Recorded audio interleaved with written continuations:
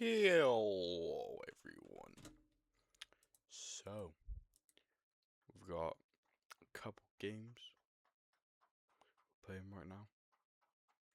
Got a couple. We're gonna react to State of Play. That's what it's called. PS4. Do the desktop. So, yeah, that's what it's gonna be like. My room. We'll do a room tour, but like my room messy as fuck right now. Like, I'm lucky enough that I've changed the setup to where before you to my bed. I make my bed every time I stream. Now you just see my setup. Got peak, Jesus, peak, graphics card, no graphics card, capture card. I can't remember where I got that. Got my drawers here just full of junk. That one is my camping drawer, which I have my camping stuff in it. And so yeah, little introduction post that stream. Yeah, we got a couple games we're playing. That's all I'm gonna say basically. And the first game we shall be playing is one that was made earlier this year. Tales After Midnight. We played Tales After Midnight episode 1 before. That was the gas at night. It's a bit shit, but it wasn't. It was just underwhelming. So yeah, open it.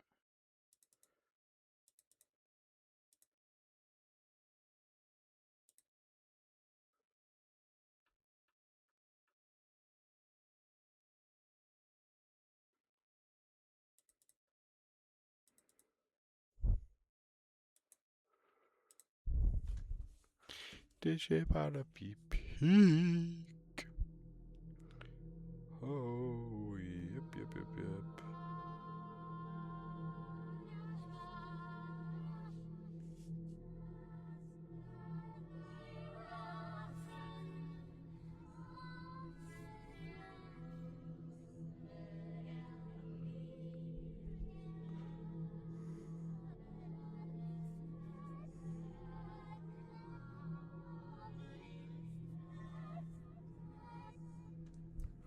Damn, this game really scary as fuck, man.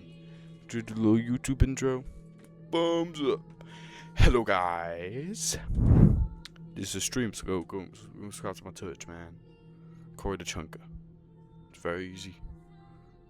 Very easy. Or mine called just the Chunker. Just search it up, you'll find it. Yeah. Tales After Midnight, the Neighbors. Or the Neighbor. We played this before.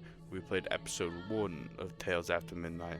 That game was okay. It was a bit shit, but like it was more like it was very short.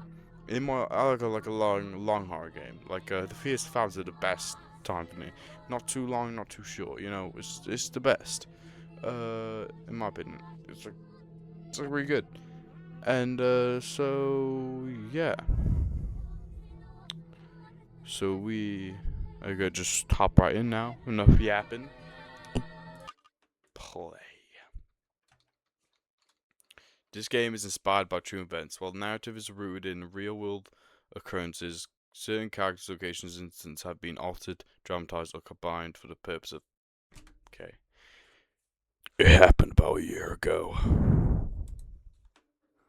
My name is Hannah Baker.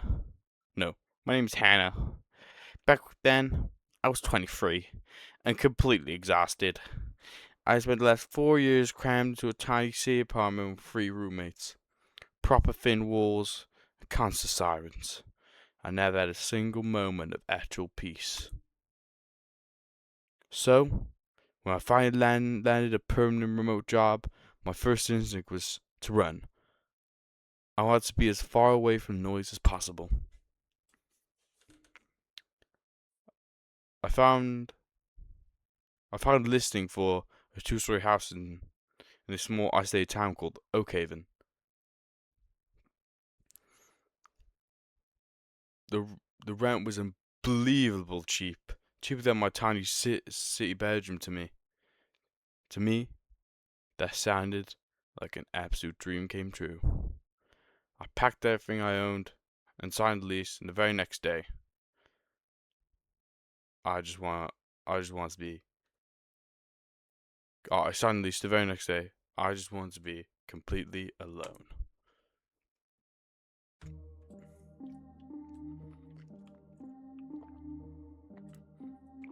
I should probably change the side that my thing's on because you've got a bunch of objectives. Change that, bro. Wait.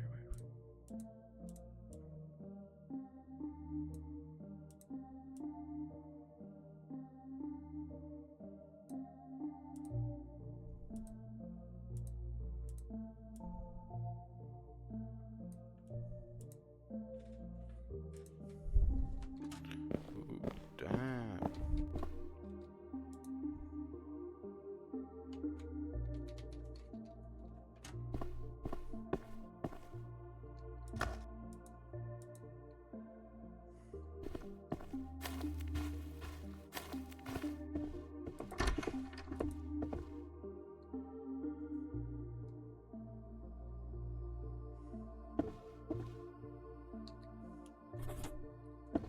One box done, man.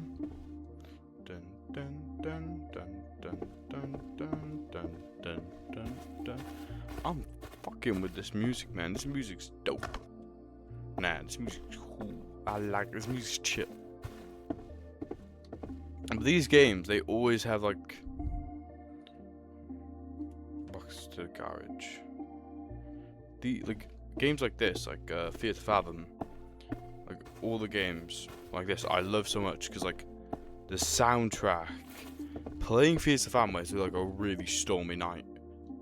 Like not when I originally played it, when I played the second time, when my ghost was such a cool, I'm gonna say it's an experience because it's nice playing the game, but it was such like cozy vibes, you get me? Like it was honestly like, because I played Fear to Fathom, I'm Back Lookout. It's going to be 3 times now because I'm going to replay it for a YouTube video. So, yeah. I'm going to play all the Fear to Fathoms because I deleted the old videos because they weren't up. In my opinion, I just didn't like how they looked and like the quality of any of them. So, I just would have much preferred just replaying them. Because back then, I wasn't like really like myself. Like, now on this channel, I'm trying to be more myself as, like, not really this image. I'm not going to say image, but, like, I just want to be more natural. I don't want to be, like, hey guys, what's up? What's my YouTube channel?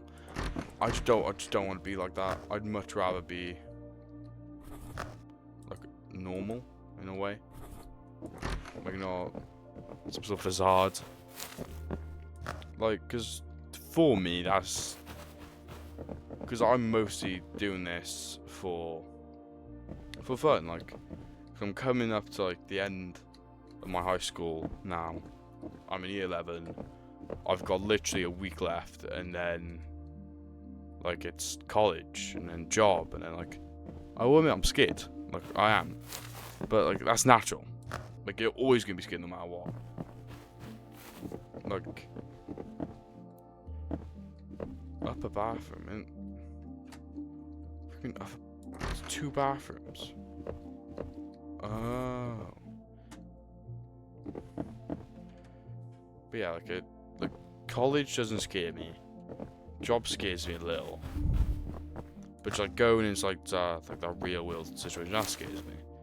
But like you're gonna have to face it. So yeah.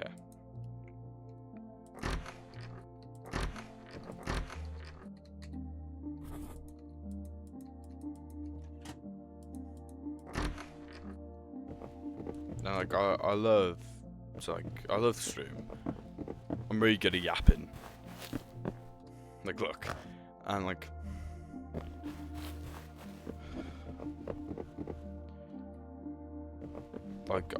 I just feel it's a good thing because I've always loved playing games. I've been playing games since I was younger. I still remember the first console I ever owned was my oldest brother's PS. Was this PS3? Because I remember I owned a PS3 and I owned an Xbox 360 when I was like 4. And it used to be me and my oldest brother. Place the boxes.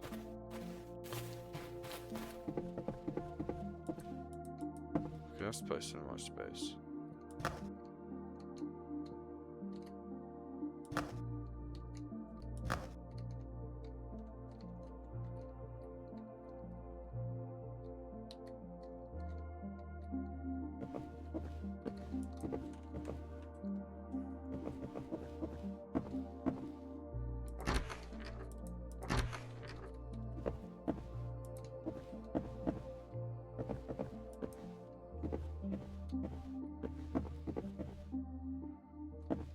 I don't know. Yeah, so it scared me. But anyways, I'll go on more after we talk to the neighbors. Oh my god. Hi, I'm Hannah. I just moved in next door. Nice to meet you, Hannah. I'm Adam. This is Julia. Sorry about the mess. We're here now for a month. A month? That's a long time. Yeah, we need it. The stress of the city. Anyway, welcome to the neighborhood. It's quiet here, mostly. Yeah, don't mind Liam down the road. He's intense, but harmless. Thanks for the heads up. Have a safe trip. Thanks, Hannah. Enjoy the peace and quiet. A bunch of goats. Go speak to Gramps over here. You the new one? Yes, I am Hannah. Brave or stupid? Excuse me? This town. Oh, Kevin. People don't stay here. They blame the economy or the isolation, but I know better. The energy is wrong. This whole place is haunted, especially the house of yours. Look, I already know all the rumors. That's why the rent was cheap. It really doesn't bother me. Suit yourself, but keep your doors locked. Ghosts aren't the only things that creep around when you aren't looking. Damn, guy's creepy as shit.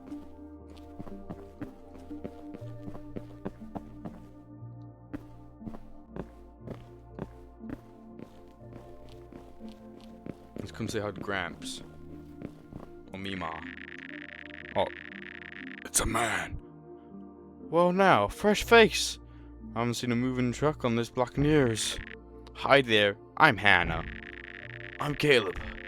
Welcome. You bring a little life to this old street. Everyone else seems to be running away these days. I noticed my neighbors next door just left for a month. People have no roots anymore. Me, I'm not going anywhere. My Mark and I bought this place 50 years ago. He passed right up to his bedroom. I promised him I'd never leave this porch till the day I join him. So how long are we lucky enough to have you, Hannah?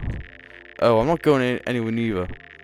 I just spent 4 years trapped in the loudest, most crowded city apartment you can imagine. I work from home now, so I signed a 2-year lease here. I just want some peace and quiet.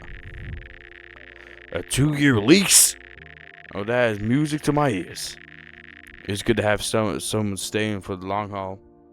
You settle in, Hannah. Enjoy the quiet. If you ever need sugar or a story, you know where to find me. That'll be Mans. We'll go talk to these two chuds.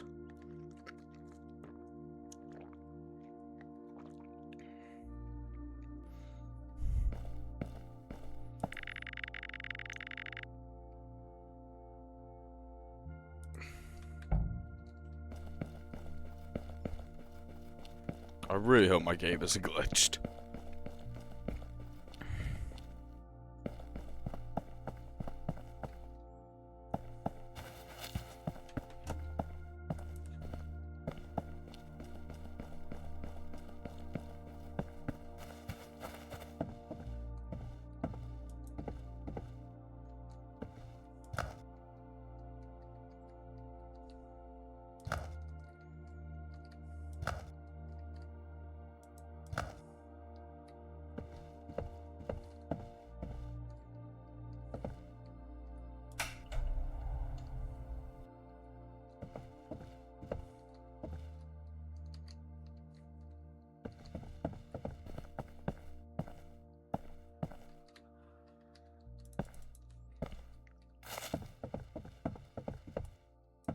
replaced.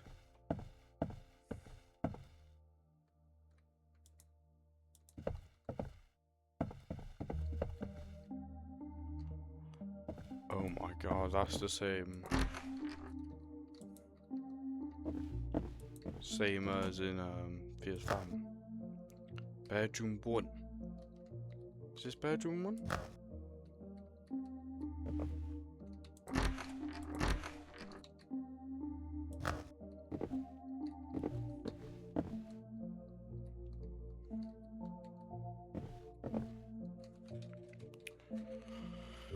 Oh my god, guys, we're about to have to replay that. Because I'm pretty sure it's glitched.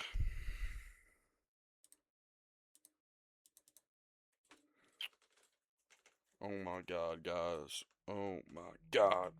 Damn.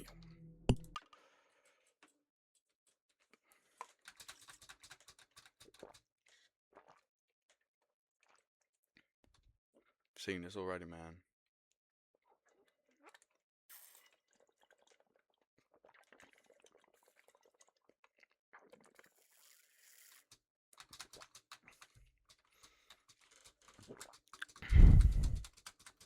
Skip.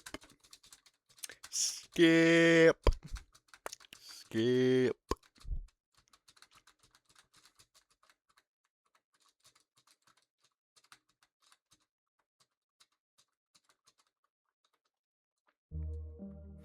Dun, dun, dun, dun, dun, dun, dun, dun, dun, dun. No, not that one.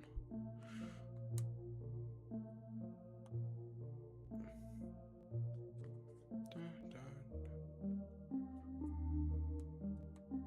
I like a nice color. Ooh, that's nice. Maybe purple. Blue. Okay, we'll keep it this. But yeah, going back to what I was saying. Like, I never realized how fast, like, the school would have gone. Like, my final school year. Because, like, it doesn't even feel like anywhere near, like, the time that, like, it's been. So, it's it. Bathroom 1. Oh, it's bathroom 1 upstairs? No, it says ground bathroom. Oh.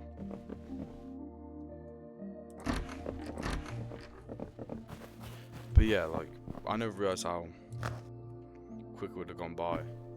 Because I started high school in 2021, like end of halfway through 2021, like September 2021. And when I started, I thought it, because it was so, I hated first years was bad, because I was a weird kid. I'll admit that I was a weirdo. I was weird. And like, I just acted really strangely. And so I got bullied for it. And like, I had no friends. Well, I had friends. But, dang, where'd that go? It's upstairs. I had one friend, which I'm no longer friends with. Yeah, so like, it's like it affected me. But then I got some good friends now, and so it doesn't really matter. But yeah, like, I got bullied. I'd say heavenly. I got bullied a bit. Okay, we might have to restart a second time, guys. It just glitched out. This game's so glitchy, bro. Or it might just be me. But yeah, like, cause like shit happens, and like you drift away from like friends. But like, year 7 was the worst in my opinion. Year 8 was by far a close second. But year 8 is where I started to realise, oh yeah, I'm a bit of a weirdo. I should probably tone it down a bit. And so I toned it down a bit. I did, and like, everyone will admit it worked. I was happier. I would say I was happier. but yeah, it was better. It was better than getting bullied every day to the point where like, I used to not want to go to school. Because like I won't say it's normal, but if that happens, just tell someone. Because I didn't talk about it with anyone until like recently, and like yeah. So make good friends. Like don't ignore. Like yeah, have banter with your friends, but don't let them take it too far to the point like you start hating your friends and like stuff like that. Because that's what I did, and it was just not. It was just not good.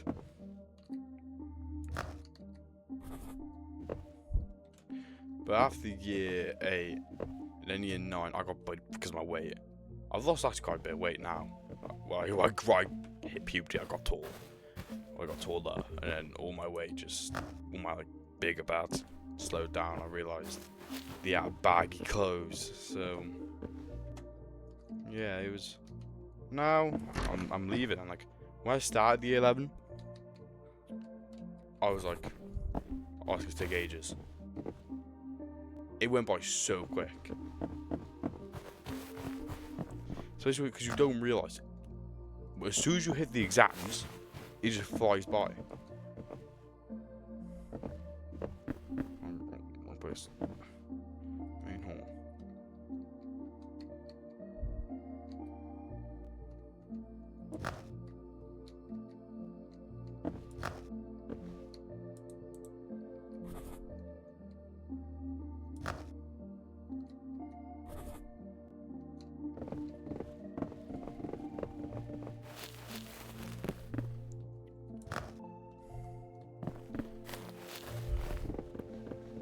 Yeah, I'm scared.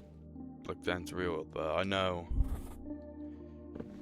it's gonna happen. It probably won't even be that bad. I just have a tendency to worry about stuff that I shouldn't really have to worry about.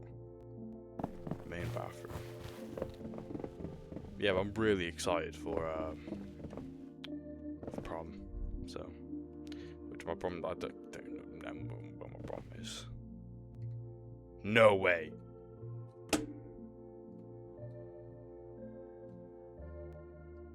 You're being for real right now. You being for real.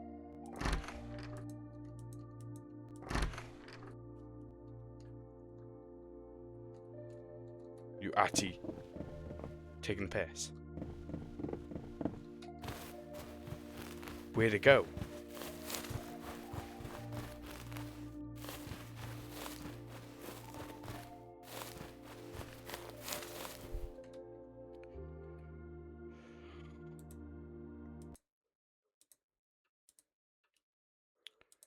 We're gonna try this, guys. One more time. Doesn't work. I'm looking. We're scrapping this game.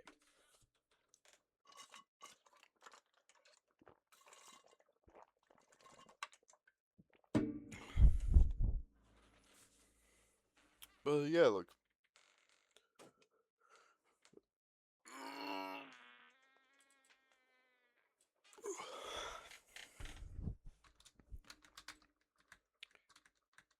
From what I learned from like where I got bullied. Because I got bullied for like stupid reasons. Like the way I walked.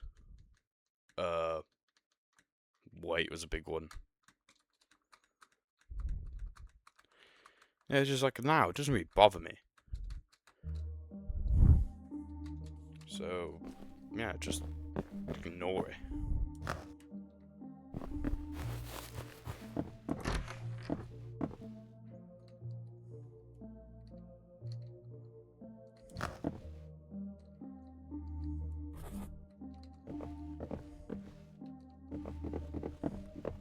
Just try to ignore it. Because that's what I did. And it worked.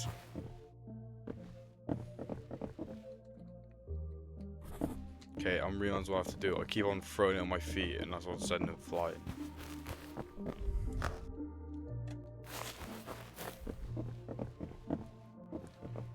So, like, if you're watching this, what other stuff do you recommend I play? Like, do? Because I know I'm gonna like, because we're doing lots this stream. We're doing horror reactions, we're doing gameplay reactions, including the new Wolverine game and the new God of War game, which they both look really good. I've seen some clips of those.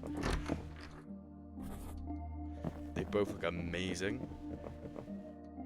I think if you're complaining the fact that you're playing as a woman in New God of War, you are a chud. You need to go outside and speak to women, because you obviously just dumb in the head.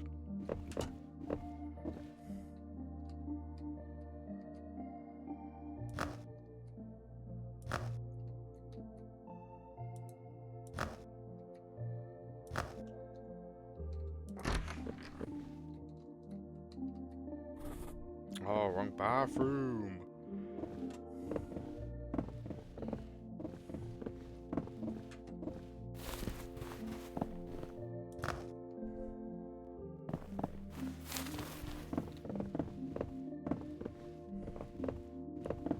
Okay, it seems to be working now, guys.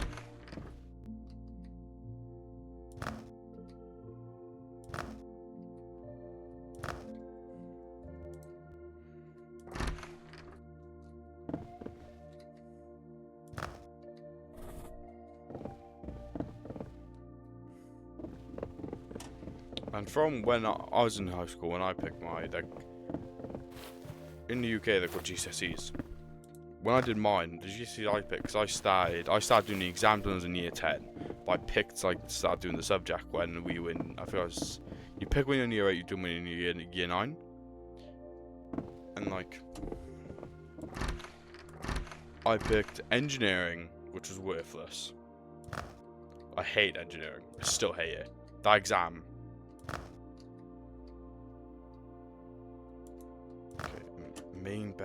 Main bathroom. Oh, read wrong.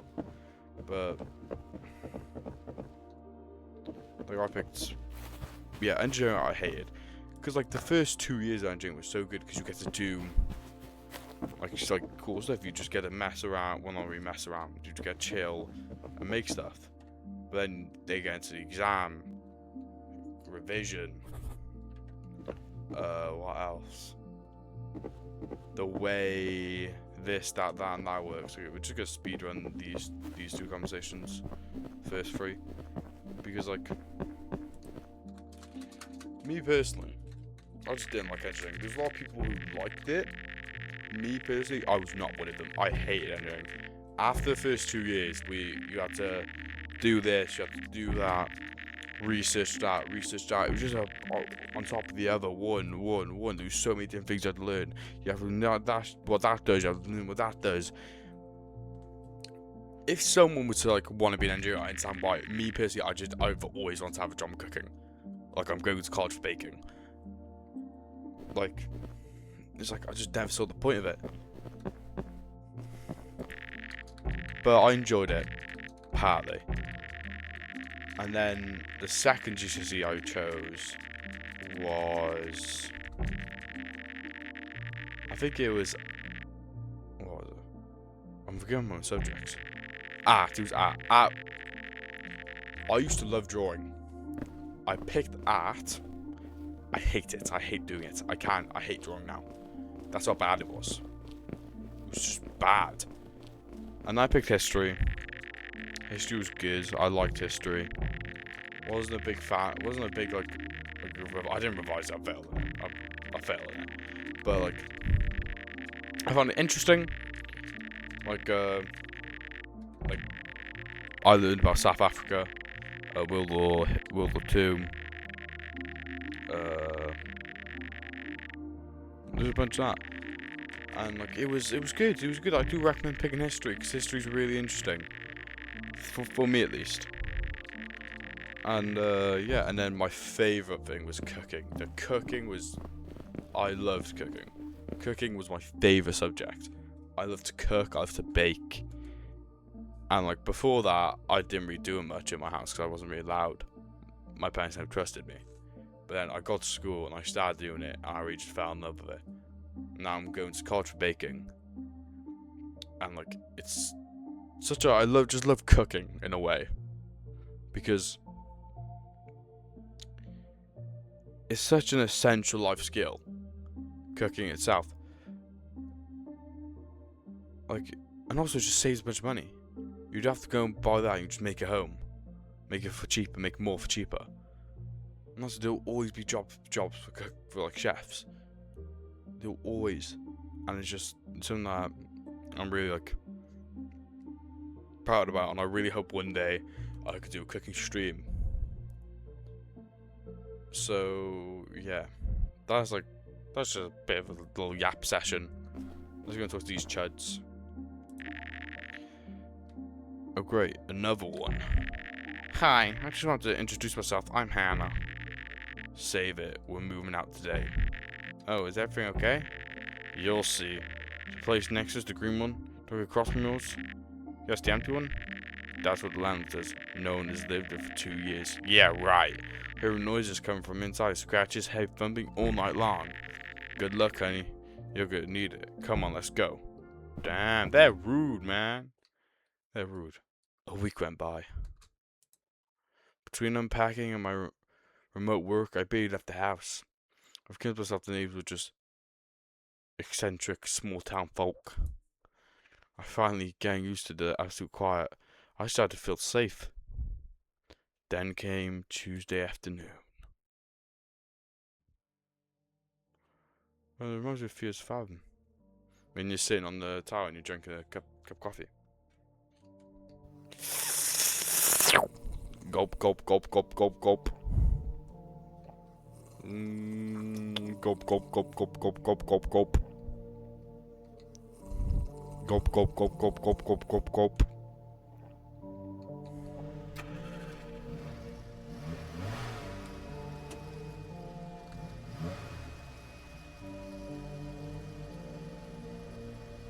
Oh my god, it's a car.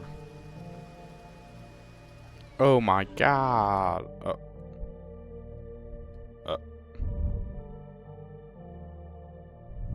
Who's this chud? Why is he waving at me? Chat, dude, go see him. I'm gonna go up to him and say hi. Oh, it won't let me. Oh my god, just gonna do dishes. I feel like this is gonna be too loud for stream, so I'm just gonna turn it down. Currently it's at 40, so I'll turn it down to 33.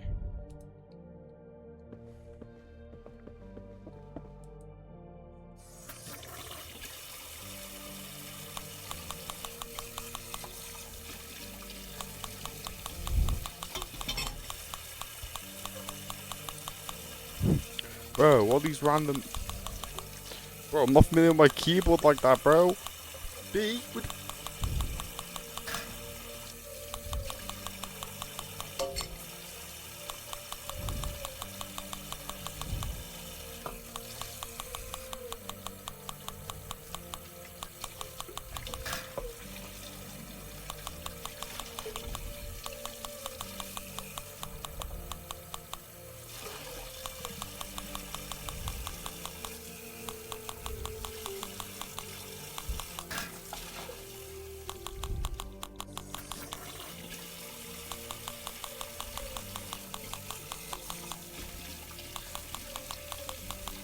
Bro, I'm locked in.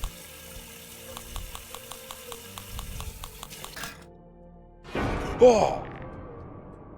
Jesus! Ah, sorry about that. What the hell are you doing here? I just saw you having your coffee. Thought I'd stop by and say hi. Can I come in? Guys, I'm telling you. If I'm sitting and doing my dishes, and some random guy I just saw him going like that from across the street, he's not coming in, bro. And no, why you at my? Why do you just like knock the front door, bro? Knock the front door. Don't just go. Bro, because I'm telling you, I'm grabbing. I'm throwing a plate at his massive forehead. No way you let him in. If the next situation is him in my house, I swear it. Again, I am so sorry. You I should should have be. used the front door. I rang the bell, but I guess you didn't hear it? I must have missed it. You are Hannah, right? How did you know my name? How'd you know my name? Oh, don't worry. Caleb told me. He was very excited for someone new to finally move into this house, into our town. Right. Great, and you are the owner of that greenhouse? My name is Daniel, and yes, I am the owner of that beautiful house. Oh, I just haven't seen you in a week. Well, I asked around, people said you only live in Scotland. Yes, well, I am the man they're talking about. The Scotland thing, well, that's mostly true. My work keeps me moving from place to place, you see. Okay, so why come back now? Why here? It's home, Hannah. It's where we belong, where my family belongs. A man is incomplete without those two things. Right, well, I don't really have either of those right now. I don't even know how long I'm planning to stay here. Oh, sweetie, I've been exactly where you are. But you aren't alone in this town. There are people watching over you while you work, while you sleep, when you first moved in, when you were washing the dishes, just to make sure you're ready to become part of the family. So this guy's weird. The way like he's saying is like he's watching us 24/7, man. Like, what? Yeah, Don't thank you. thank me. Thank my family for taking such good care of you this past week. Okay, well, Daniel, where's your family? You have kids? My wife? My child? Oh, God. They were the most beautiful things I had back then. I mean, are they here They're or? gone, Hannah. They're gone. I don't know why I let them go. I think it's all God's plan. Why? Are they really gone? I think I should go and get a glass of water.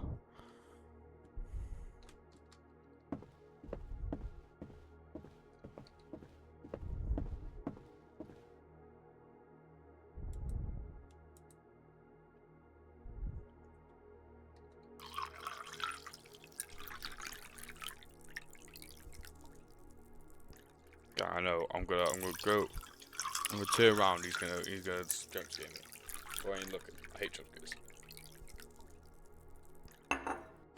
Oh, I knew it. Fuck, Daniel, not again. You scared the hell out of me. Thanks for the help, Hannah. This was just a... For what? Just checking to see if you would take care of your family. Right. Okay. Look, it's getting late and I really need to sleep. I think we need to leave Oh, now. Hannah, that's perfect. In my family, everyone goes to sleep early. What the frick? Oh shit! The power went out. I need the AC working, man. I'm gonna have to fix the generator in the garage, aren't I? Bro.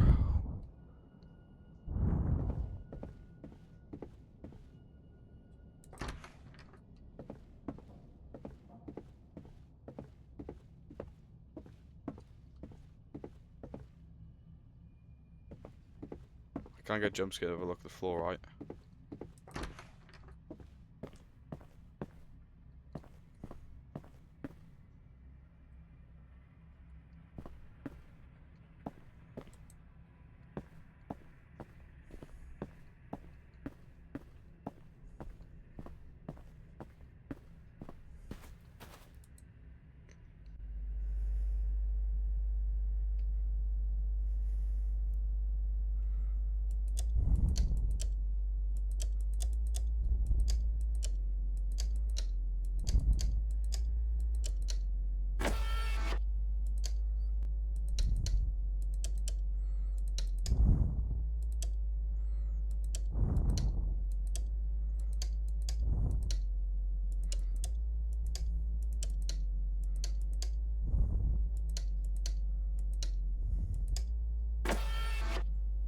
Bro.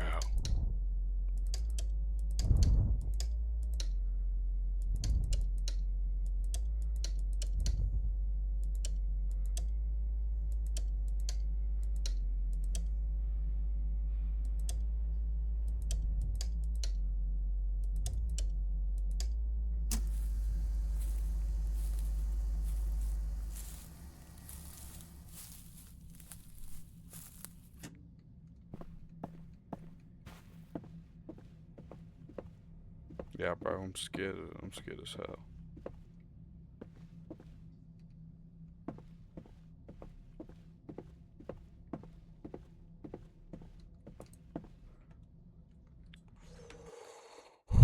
Almost 2 weeks passed since the power went out.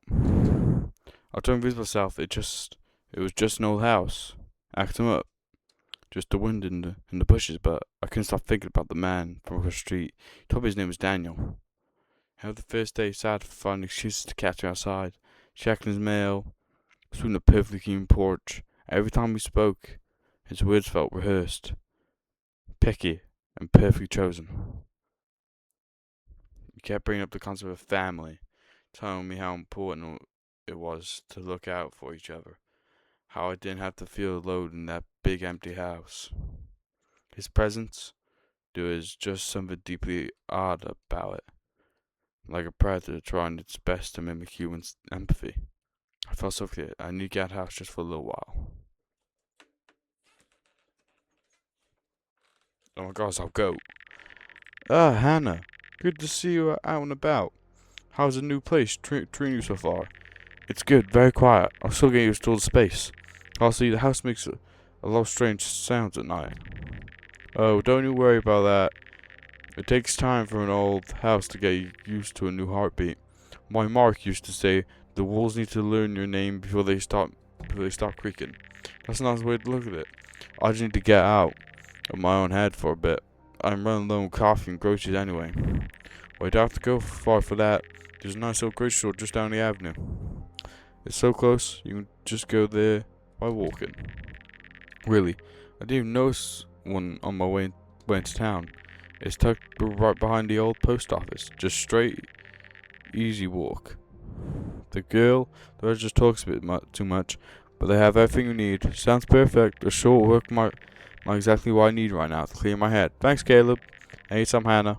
We have a safe walk now.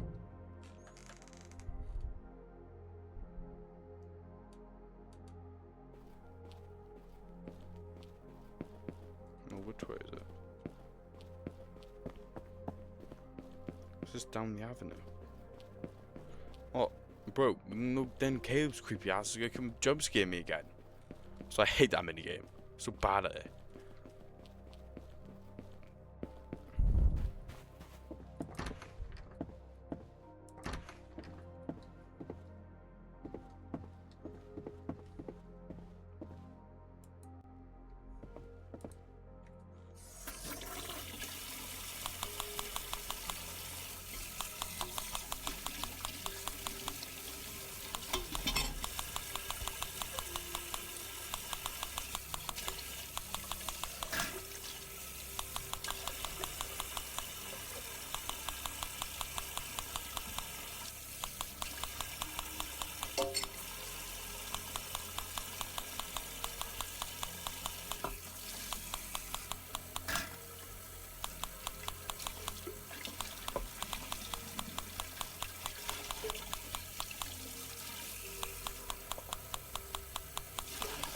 I walked in.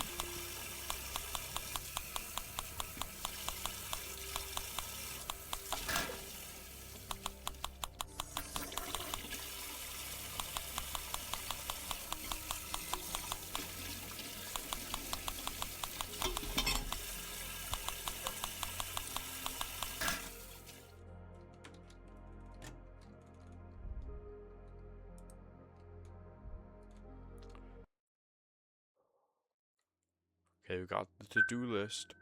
A few moments later. Okay, milk, pasta, soup, or Coke. Coke, milk, milk. This is not so doing it.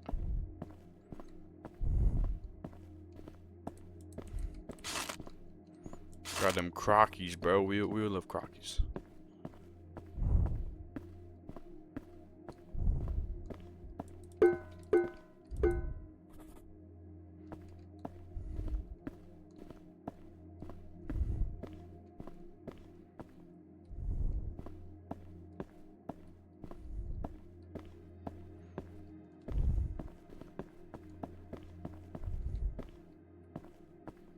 Oh, there's the blends in. Damn, that was quick.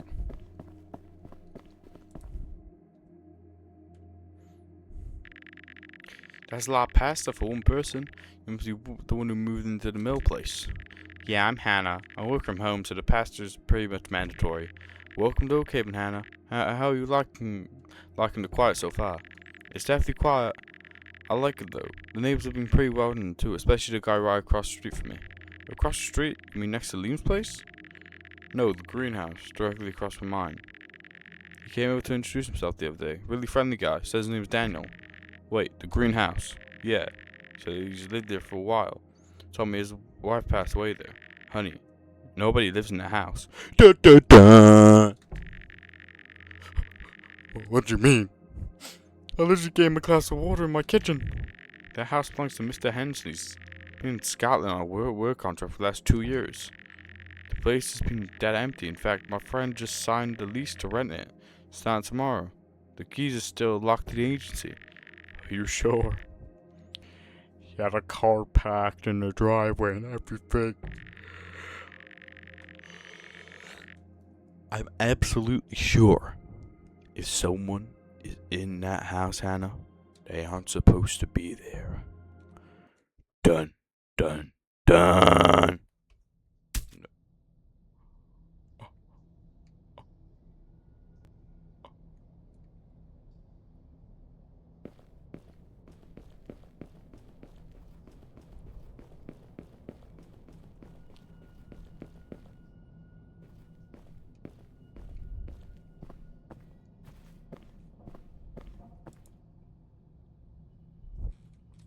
Hey, Hannah. You're home late tonight. Why are you standing outside my house, Daniel? Oh, Hannah. This isn't supposed to happen. In our family, no one stays out this late. I mean, I was just busy at the grocery store. Oh, sweetheart. Relax.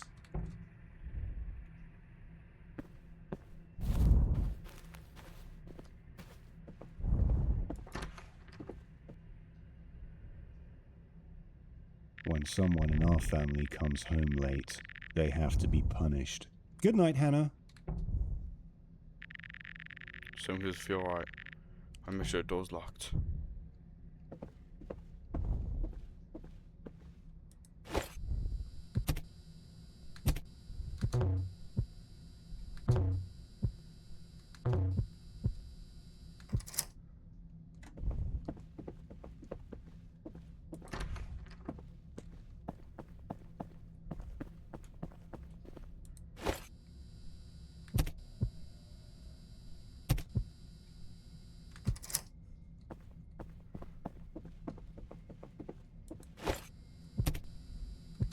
Daniel's favorite.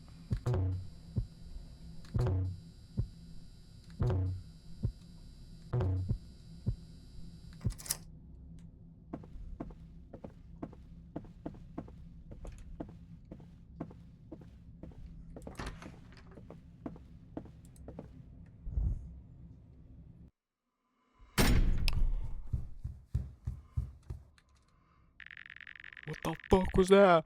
I think someone's in my house.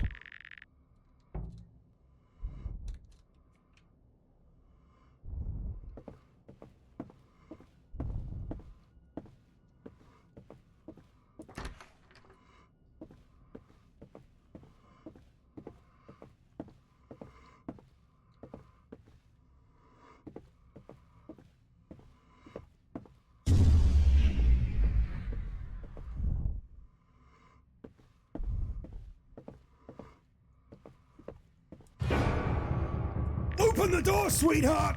Open! If you don't open it,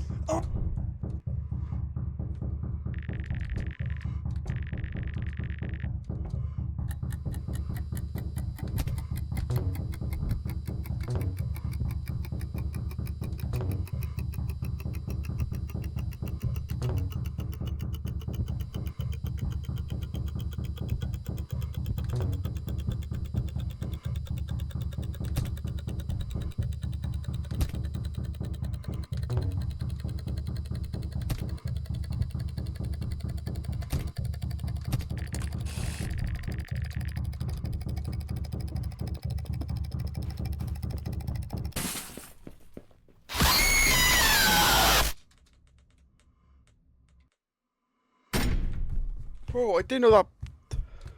I didn't know that meant everything. I thought Susan. Oh, okay. Gang, we gotta lock in. We gotta lock in now. Okay. Just get up.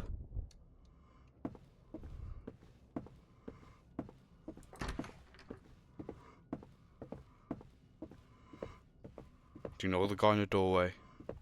Okay, let's go out. And Open the door, sweetheart! If you don't open it.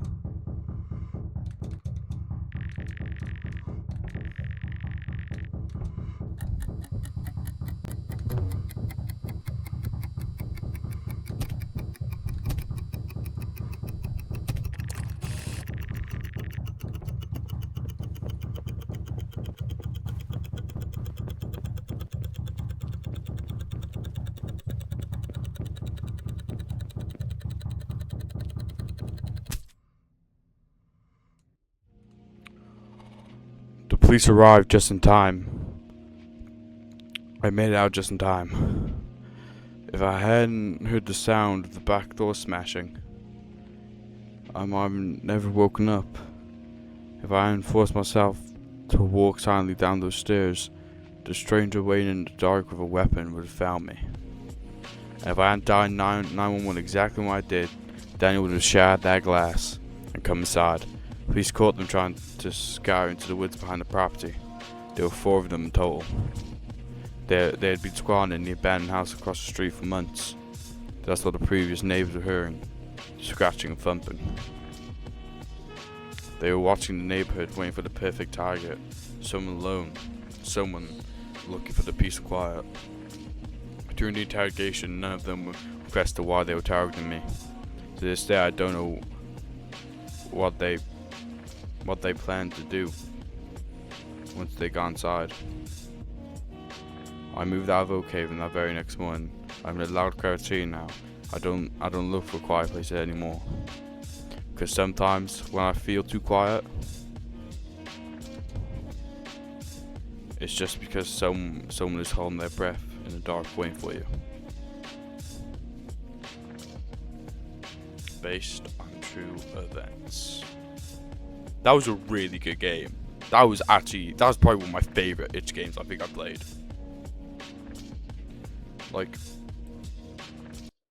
that actually scared me. Especially, well, all of it scared me. I don't know if you guys could tell. Yeah, we're just gonna delete that. Delete that. Okay. Yeah, like that was a really well made game. That was like Fiesta Fathom of levels.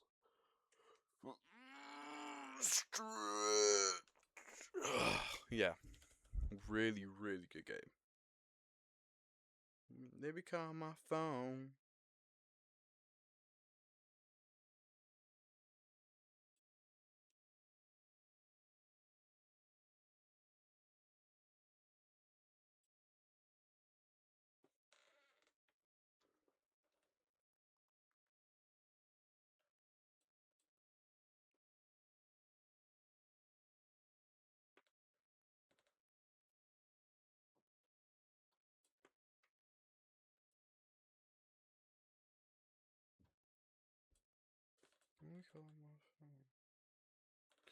Put it on my phone. Leave me alone.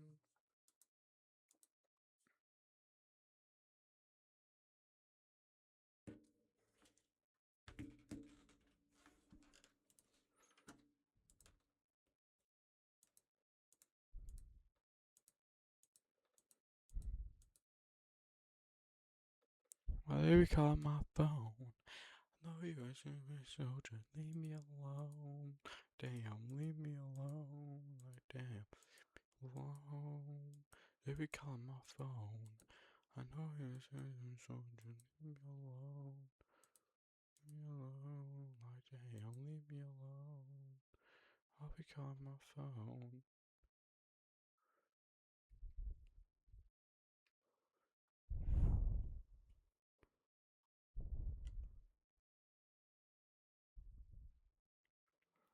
They call my phone. Okay. Okay. Now, we are about. What should we do, guys? We have two options. We can either watch the state of play and then do another horror game. Or we can do like horror reacts for the rest of the stream.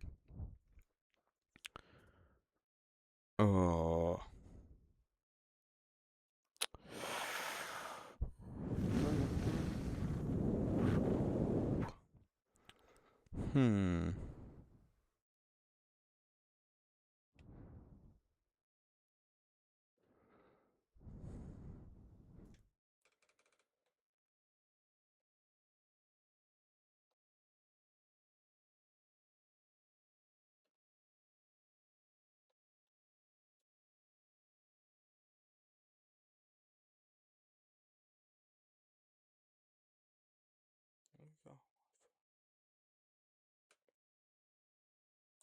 We can do some more horror reacts. We can do some more Miss Nightmares. So yeah.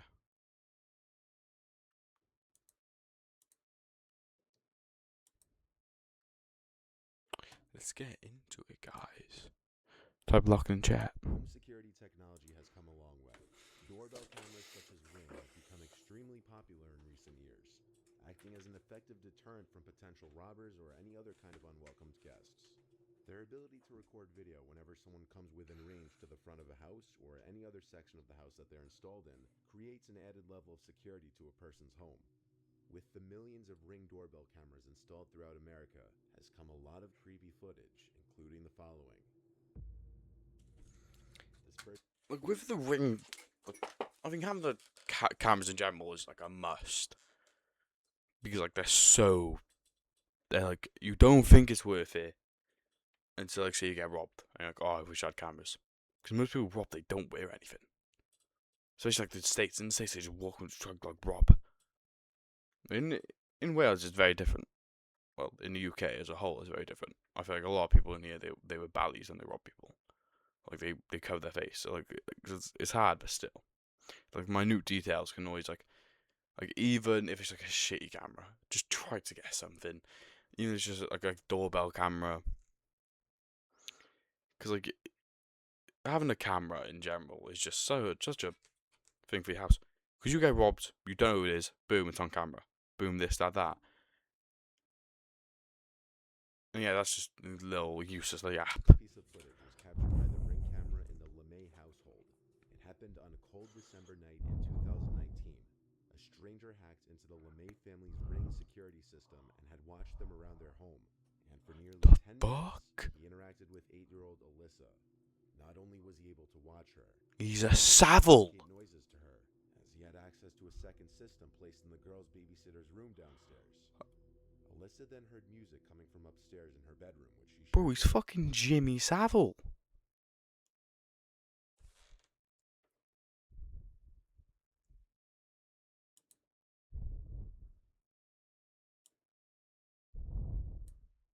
Not only was he able to watch her, babysitter's room down. Yeah, he goes silent.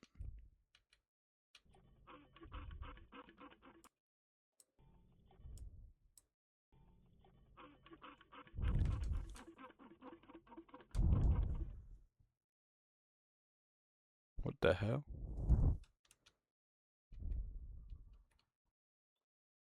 Because the blue light from the Ring camera was blinking. Then, in a strange man's voice, she heard this. Hello there. He sounds like a fucking pedo. 8-year-old gasped and tried to figure out where the voice was coming from. She would pick up her toys to see if they were. I'd shit myself. Even now if I heard that. The room, and moments later, the man started screaming a racial slur at her over and over until Alyssa responded by screaming this. What? I can't hear you. I can't hear you. The man proceeded to tell her to go tell her mom the racial slur and demand that she repeat it back to him. Moments later, the voice would reply to Alyssa asking, "Who are you?" by saying he's her best friend. He's Santa Claus. I'm your best friend. I'm Santa Claus. Bro, it sounds like some edgy teen. Like, think about like, just spam the M word. Santa Claus. Like Don't you want to be some my best racial friend? slur. Seems like a weirdo, bro. I'm Santa Claus.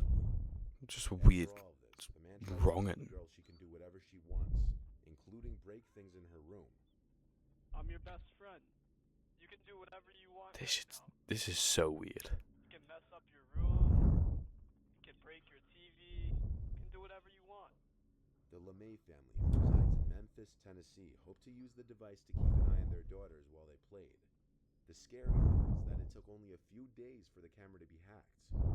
Perhaps the scariest thing is that no one knows how long he had access to the device. This could have gone on even longer if the hacker decided not to produce Oh any my sound through the God. device.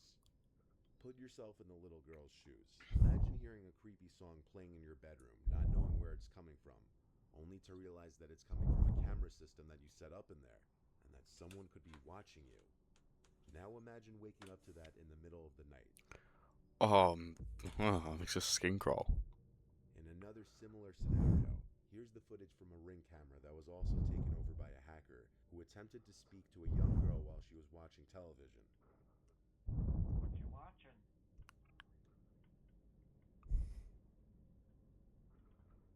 Hey, what show is that?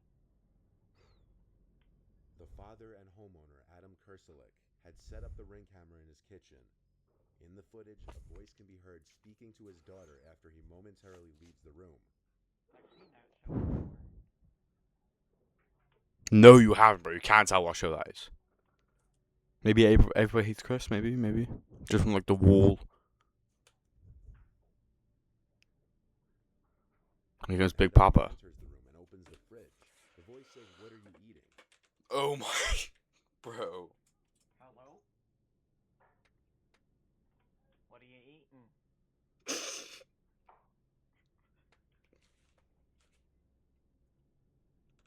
You hungry? He looks around at first, rightfully confused as to where the voice could be coming from, though he eventually catches on and approaches the camera as he asks, "Who is this?" Powering off.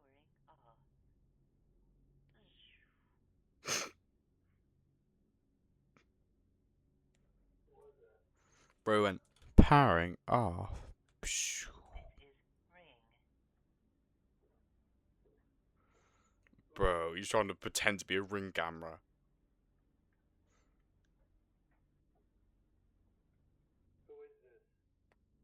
Adam disabled the camera shortly after the video ends, and he expressed his disappointment in Amazon's lack of security on their products. He said he was never advised to set up two-factor verification when he installed the camera 6 months prior. Because of the lack of security on the Ring devices, he has since taken down all his interior cameras. This and the Lemoy family's horror stories aren't the only ones of their kind, though, as since 2019, over 10 other families in different states had reported that hackers have spoken to them through the devices. Ready to unlock Roblox digital gift cards? Bro, no. On November 12th, Hate ads, 2019, bro. the disturbing footage of a woman screaming for help was captured from a Ring doorbell's camera in a small neighborhood of Los Angeles around 11 p.m.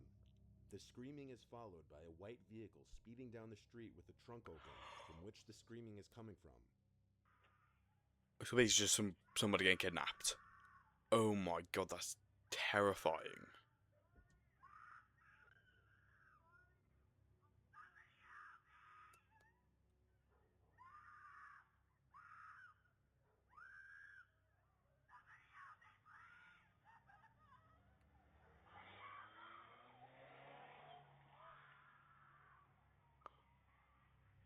Police were not aware that of the gun? doorbell footage until the following morning, but on the night of November 12th, they responded to a report of a possible kidnapping. Police couldn't find any evidence of a kidnapping at first. However, after the footage came to light, the LAPD reopened their investigation. A witness claimed she also heard a man say, "I'm sorry," which you can hear in the video at one point. The sad thing is, this was 2 years ago, What? and nothing ever surfaced with this. If this was an actual Bro, kidnapping, yeah, of course, the nothing kidnapper ever was does. never found. This was the footage captured around 3 a.m. on a man's Ring camera. Not much more information than that was shared. However, multiple conclusions can be drawn from what's seen. It starts with a masked woman seemingly trying to enter the man's house until she notices the doorbell camera. Oh my At which god. point, she stares into the camera for almost 40 seconds. What Halfway the- into her disturbing That's- gaze into the camera, she puts on a pair of goggle-type glasses and pulls the mask covering her mouth and nose up higher onto her Bro. face, clearly trying to mask her identity. as Puts much on as the possible. fucking Before she safety walks away, specs. She makes several hand gestures into the camera, then turns and appears to grab something from behind Rock one of the on, walls of the homie. house. Bro, damn, she put up gang signs? Phase up. How you do it?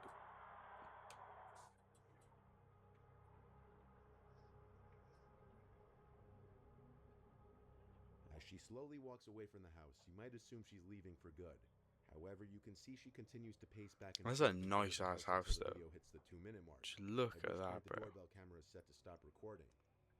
After the video ends, however, according to neighbors, the woman was seen standing outside the house for at least another 20 to 30 minutes before finally disappearing. Bro, I'd get It's uninterested. not known who this woman I'd have was, leaving. whether it be a crazy stalker ex-girlfriend or someone completely random.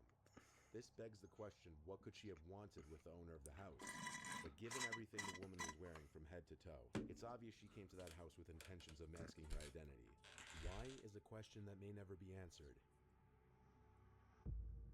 Number one. And with this last one, we see a scene that seems like it was taken straight from one of the hundreds of stories I've read on the channel.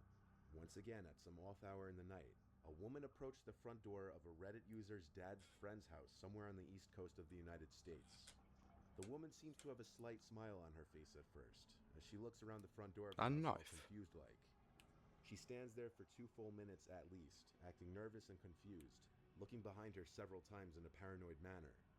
But what is most concerning about this unexpected visit was the large kitchen knife in her hand that she looks down at several times in the footage.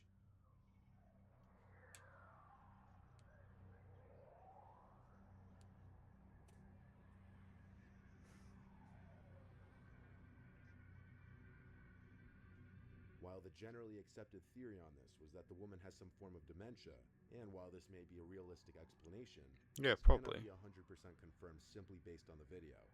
While it is unfortunate if she does in fact have dementia or any other sort of illness that caused her to I feel do like this, if it that would were still be to helpful happen, like to me, number one, anyone shows up my door with a knife, I'm not answering her. Just, of course, no one's gonna answer it. Well, no sane person. Like, as soon as I see it, I'm just gonna call the police. Like, those dumbasses are like, I'll just go out there and start swinging. Oh yeah, you get stabbed in your jugular, you're just gonna die. Like nobody risking life for nothing. See, it's different if like they break into your house. That's different. But like, see if they're behind my locked door. They've got a kitchen knife that's about that big. They ain't gonna, well, not that big, but that big. They ain't gonna get in using that. Just lock the door. Just stand there and just call the police. Like, it's no need to go out there and risk your own life for like some stupid reason. Imagine just how scary this would be for the owner of the house, waking up in the middle of the night to this footage from his doorbell camera. Surveillance cameras in general have come a long way in providing security to people's properties. While Ring doorbell cameras continue to prove to be useful in adding a layer of defense or Okay, let's watch a different video now. What the hell?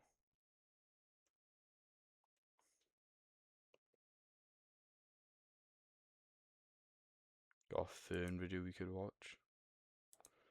Oh, what was this? 3 creepy real stories with photos / video footage. Ooh. Let's watch it, bro. Mark was a college student living in Indiana. His house was quiet and sat next to some woods. During the day, everything felt normal, but at night, the woods made the place feel strange. Behind his house, under the patio, there was a hot tub. Oh, so nice. Man having a hot tub. Saturday night, March 29th, around 12:30 Hot tub in like a cabin, like spring in break was ending and school was starting again the soon. woods. Mark had his 3 close friends over, Kyle, Keenan, and Derek.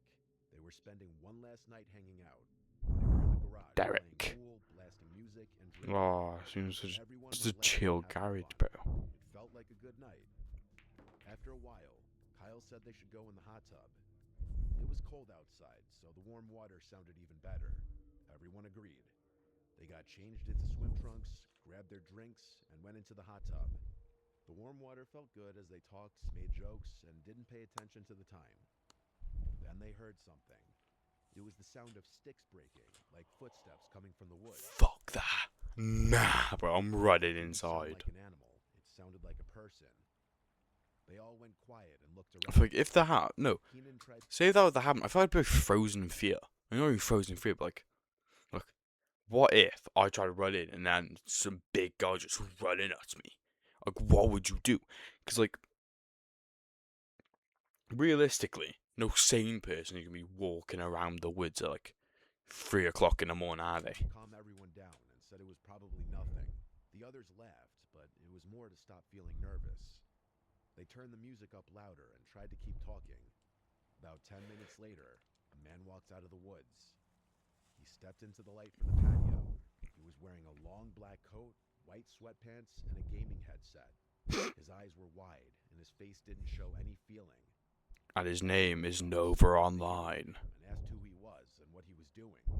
The man raised his hands and He then raises his hands and goes, "This exclusive property of the Nova Universe," or however it goes. said his name was Seth. He said he was 33 years old. And Seth he was Rollins? laughing and wanted to join. The guys just looked at each other, confused. Mark told him to leave, but he didn't listen. Instead, Seth took off his coat, then his shoes, and then his pants. Bro, what the He was fuck? now in only his underwear. Then he got into the hot tub. No one knew what to say. Mark pulled out his phone and started recording, not for fun, but because the whole thing felt unreal. This was the footage he captured.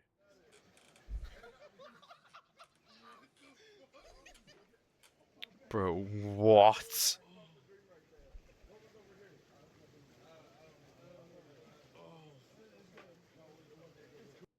They started Bro, he's asking chill. questions, like where he came from and if he knew anyone there.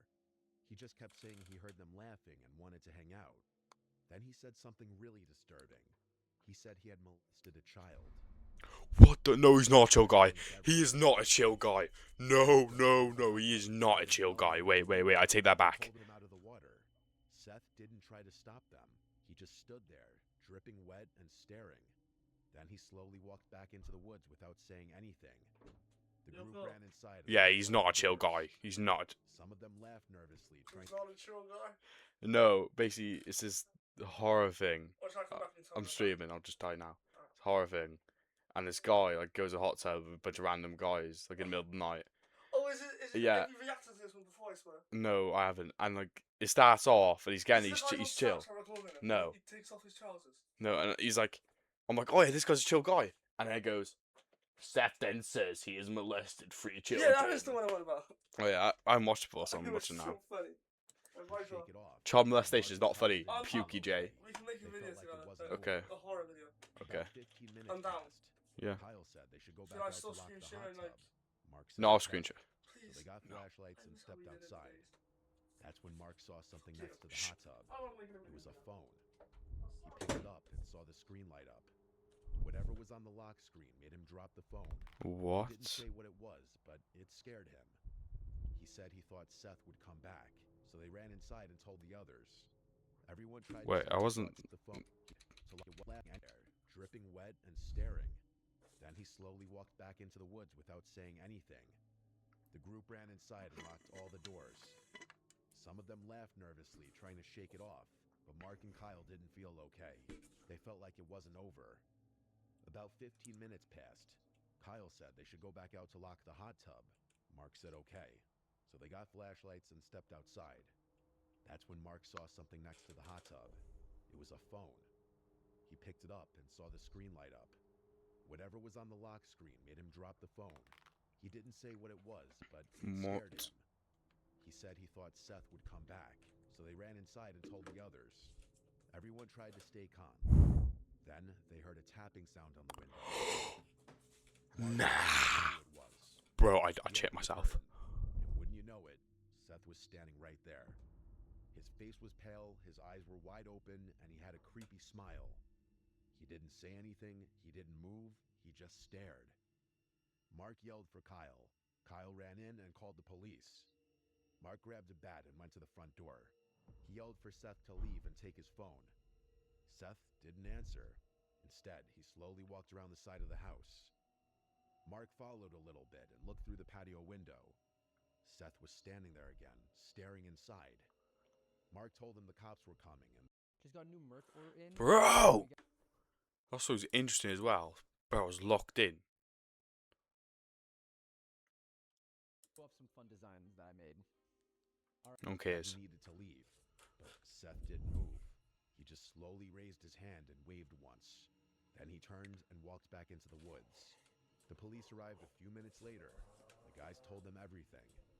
The officers searched the woods and found Seth standing alone, just looking toward the house. They arrested him for trespassing, and everyone thought it was over. But Mark didn't feel that way. A few days later, he saw a post on Snapchat from a girl who lived nearby. It was a video. It showed another man, not Seth, trying to break into her house late at night. That's what bothered Mark the most. It meant Seth might not be the only one out there. There could be more. They could be connected, and they might not be done. What? What was on the lock screen though? Story 2. The Tunnel. A few years Submitted by ago, Sam 3 high Burns. school friends named Beck, Matthew, and Tyler decided to explore a sewer tunnel in their neighborhood. It was winter and very cold outside. The tunnel was But at it was the named edge of the Kyle. neighborhood under a small creek next to some office buildings. These buildings were empty and dark at night. The boys had seen the tunnel before, but never went inside of it. It always looked creepy, and they joked about it, but deep down they were curious. That night, they finally decided to go in. They brought sleds with them, thinking it would help if someone asked what they were doing. They knew they weren't allowed to be there, but they wanted to do something exciting. Just as they pulled into the parking lot, a police car showed up. A police officer got out and asked what they were doing there. Someone had apparently seen them on the security camera. Tyler quickly said that they were just going sledding. The officer looked at them for a moment, then told them to leave. So they left, but only for a little while. After driving around for about 30 minutes, they came back. This time, they parked farther away, behind a building where no one could see them. They walked down a hill behind the buildings. They could see their breath in the cold, crisp air. They stood in front of the tunnel, noting how big, round, and completely dark inside it was.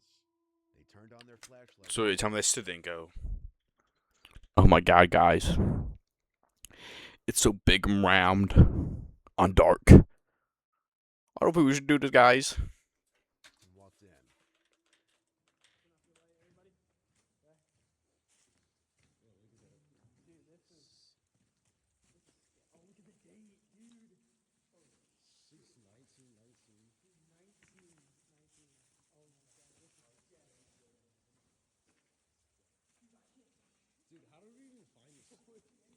Bro, what was that? Inside the tunnel, the ground was dry.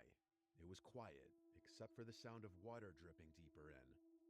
The walls had graffiti all over them. Most of it looked old, but one thing caught their eye. A date was spray painted in large red numbers.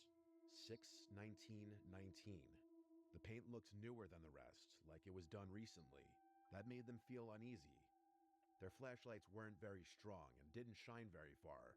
Still, they kept walking and acting tough, but deep down they were nervous. They think they're tough. The But further you they ain't tough. walked, the colder it got. The temperature was dropping fast. Even though they were underground, they could still see their breath. The walls looked like they had ice on them. Big icicles hung down from the ceiling. Huge and sharp.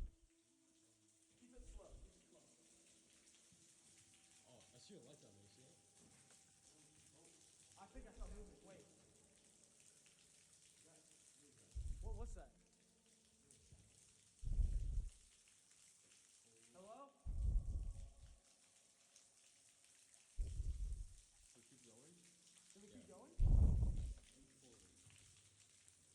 Bro, I see a light. I'm leaving. I'm not staying there. Dude, and these icicles can like impale you, dude. Look how long. Fuck that, bro. I'm running. Suddenly, a loud crash cracking sound echoing from further down the tunnel sends the group fleeing in fear. The sound resembled something heavy hitting stone. It wasn't any of them. The sound came from deeper inside the tunnel, too far to see. They tripped, slid, and bumped into each other as they rushed to get out. When they got outside, they were shaking and breathing hard. That's when Beck noticed his phone was missing. He had dropped it while they were running. Tyler and Matthew told him to forget about it. They didn't want to go back in, but Beck didn't listen. He grabbed his flashlight and started walking toward the tunnel again. The others followed, but they didn't want to. The tunnel felt different this time. It felt even darker. The air felt heavy and strange, like something was wrong. Their flashlights didn't work as well, and the silence was even worse than before. It felt like something was watching them. I feel like my pocket got like a little emptier over here. Like somewhere over here. Matthew, go over here this way. No, dude, that's where we fucking heard the noise. Shit, dude. Do I have to go back there? You're going first, bro. We're not leading the way. Yeah, somebody else lead the way, please. No, it's your phone. At some point off camera, Beck found his phone. Afterwards, the group continued deeper into the tunnel investigating. That's when Why? It must have hit like here or something. What was it? Do you remember? Bro, that's someone just Loud fucking with him. scream came from deeper in the tunnel. It echoed off the walls and felt like it was getting closer. They didn't wait. They turned and ran as fast as they could. This time, no one talked, no one looked back. They just ran. They got to the car, jumped in, and drove away without stopping. The car ride back was mostly silent. The three friends thought it was over when they all got home. They were ready to move on with their lives. But late that night, Beck's doorbell rang twice. This was at some off hour in the night. When Beck's dad went to answer the door, nobody was there. This, of course, begs the question, were the boys followed home that night? Or was it simply a very unfortunately timed ding-dong ditch? That remains a mystery. The night left more questions than answers for the three friends, but they all heard the noises and of course got it on video. Perhaps it was something they weren't meant to stumble upon. Introducing Craft Story. Bro. 10 seconds. But he's AI generated.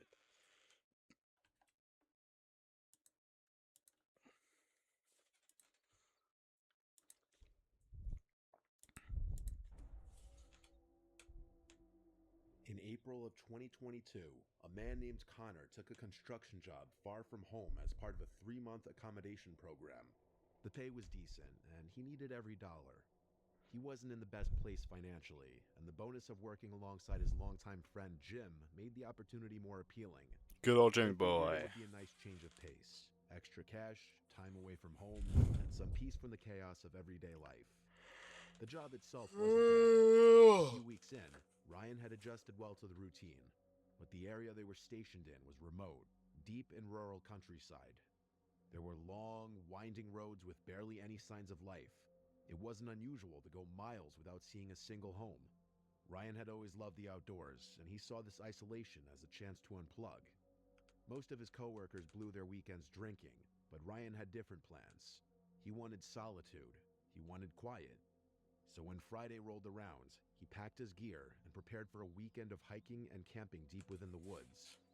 A narrow trailhead just 5 minutes from his temporary accommodation became his entry point. Within 20 minutes, he was deep in the forest. The only sound was the wind and the crunch of his boots. He smoked a couple joints as he made his way further in, letting Hey, the go stress melt up in there, smoke a couple joints, yeah, you know, just to make sure, like, they know that he wasn't fully sober when this happened. away. The isolation was comforting for him. Well, at first. Around 7 p.m., the sun began to sink behind the treetops. Shadows stretched long across the trail. Ryan knew it was time to find a place to settle. That's when he noticed something unusual. There was a scent in the air, burning firewood, and a light layer of smoke drifted between the trees. At first, it seemed normal. Maybe another camper, maybe a local. But then, he caught something just barely in the corner of his vision. The faint orange glow of fire flickering through the trees. Curious and confident, Ryan left the trail and headed towards the source. He wasn't scared. He trained in combat sports during his teens and stayed in good shape. Still, something about this felt off to him. As he moved closer, he began to see strange metallic glints. Shopping carts, dozens of them. Homeless people camp, bro. They were Homeless tied to people. trees with rope hanging for the branches. Some mangled and suspended in bizarre positions, like a twisted jungle gym of rusted steel. It didn't look like a campsite. It looked like a ritual site, like something meant to be seen and feared. No, it's just homeless people. Because, in my opinion, the woods, number one, top 10 places to be, like, alone and, like, scary at night, the woods. Anywhere is scary when you're alone. But the woods is probably the biggest one. Number one, like, I saw this video. I'll see if I can find it to show you guys to it. But there's this guy who's like, he's like camping. But like, not tent camping, he's just camping in I think it's called baby bag. And he's set camp, he's laying down, he's smoking.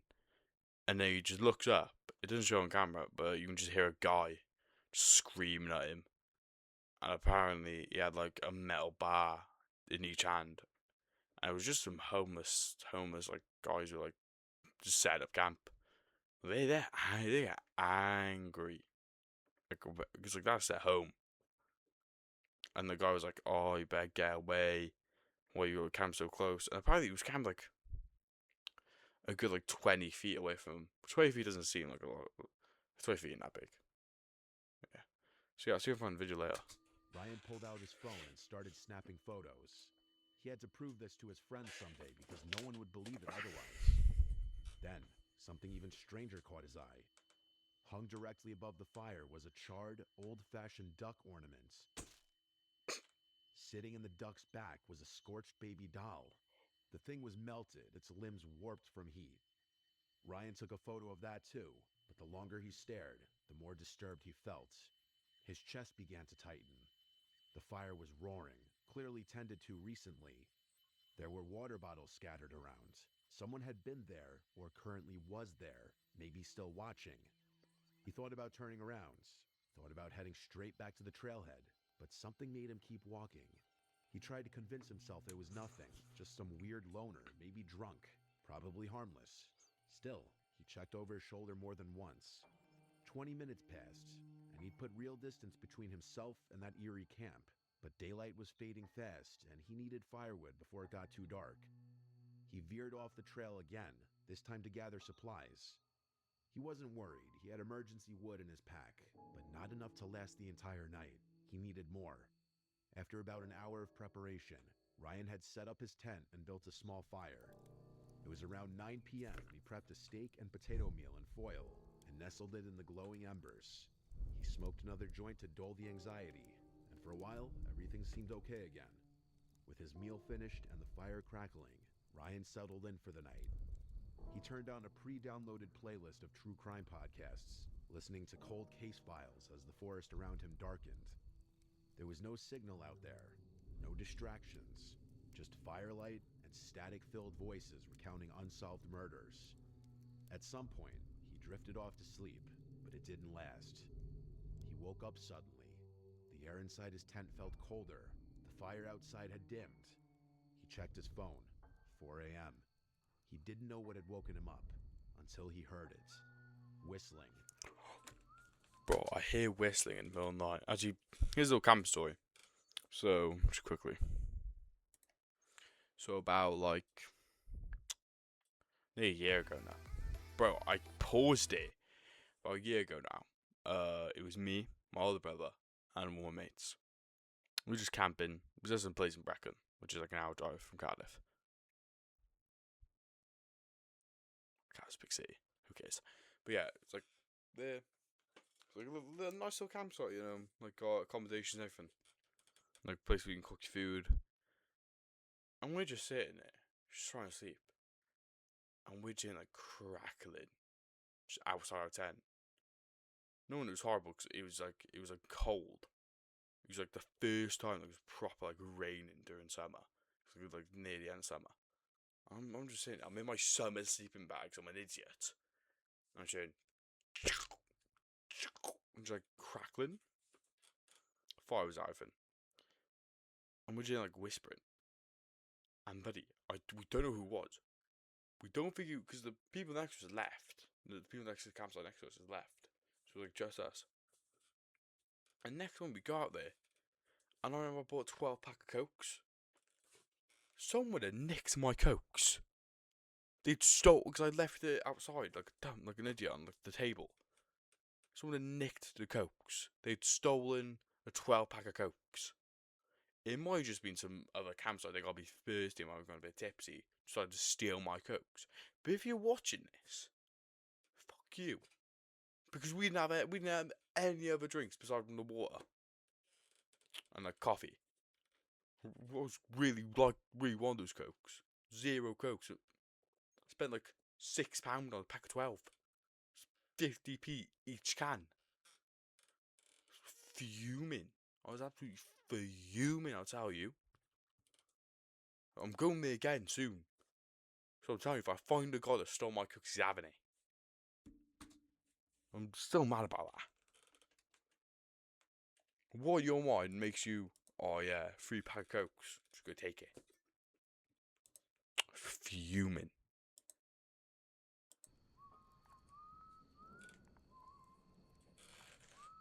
A slow, eerie tune carried through the trees surrounding his camp. He froze. His body wouldn't move. It was like something inside him had shut down.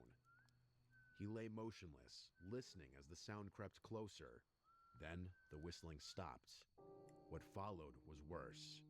Soft footsteps. Fast, light, and quiet. Nah, bro. I'd shit myself. Like, His heart pounded what? in his throat. Then, without thinking, his body finally snapped into motion. He jumped up, threw on his boots, and burst out of the tent. What made it worse, what twisted the fear into something primal, was that the footsteps had come from the direction he had entered the trail. The way back to safety was now blocked. He had no choice but to run deeper into the forest. He sprinted as fast as he could, crashing through brush and low branches. But behind him, he could hear more footsteps, multiple, and they weren't in sync. The sounds overlapped, too fast and scattered to just be one person. There were 2 of them, maybe more. For 5 straight minutes, he ran until his lungs burned and his legs begged for rest. He found a dense cluster of trees and dove into the underbrush, burying himself in leaves and tangled roots. He didn't move. He barely breathed. The footsteps faded, distant now, but he didn't dare come out. He waited, still and silent in the dark. Eventually, he knew he had to move. He crawled through the forest with branches cutting into his arms and legs. Every step was slow and careful. When the trees finally began to thin, he broke into one final sprint. He recognized the trailhead, the way out, and he ran without stopping. No one followed him after that. The forest was quiet, but the damage was done. He got back to his accommodation and immediately reported the incident to the police. They took his statement and promised to investigate, but he never heard anything back. To this day, Ryan believes the people who chased him were the same ones who built that bizarre shrine of carts and dolls. What they were doing out there and what they wanted, he doesn't know. But it was more than just a creepy encounter. Just crackheads. To him, it felt ritualistic. Simply as. Cult-like. He finished his contract and returned home. You're The fucking a memories man, never Ben? left him. He still remembers the sound of the footsteps, the whistling, and the feeling of helplessness. If there's anything to learn from this story, it would be to trust your instincts. If you find something that doesn't feel right, First 2, most definitely real. The last one, I feel like, is just a clip. Like some kind of things are creepy, but I think the clip, I don't think anything after that was real.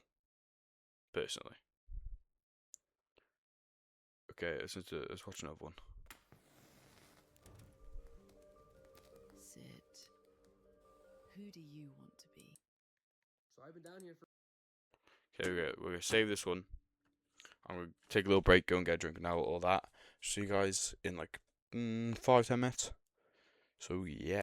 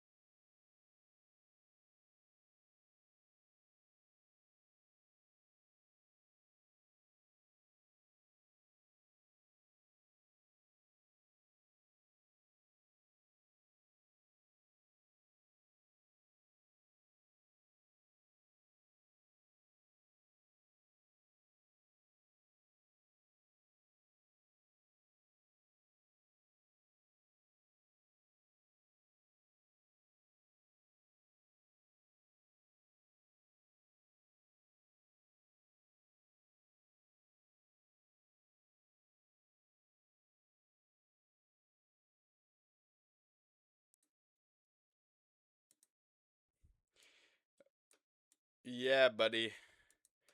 Yeah, buddy. Hit that one before. Hit that one before, buddy. Unfortunately, my headphones broke. Yeah, buddy. Hit that one before.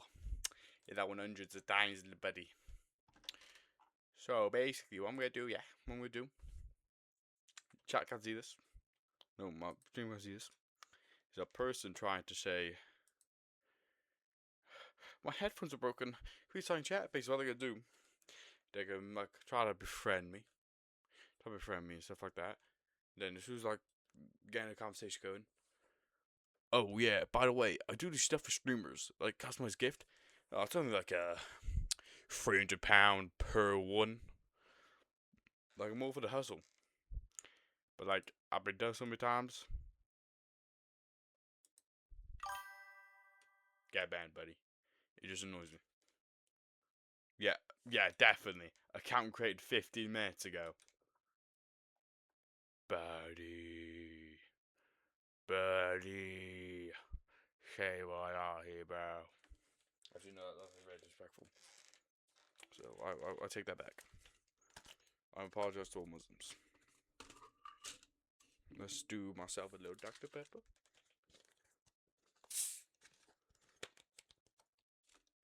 Got my big cup.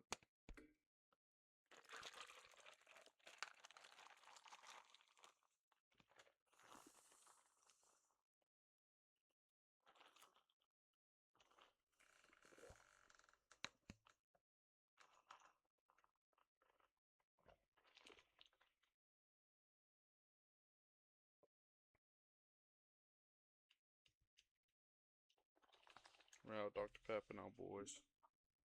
This shit, Tuli has asked me, like, what, an hour? But you know, that's been longer, it would last me way less. Went downstairs, got myself some ice.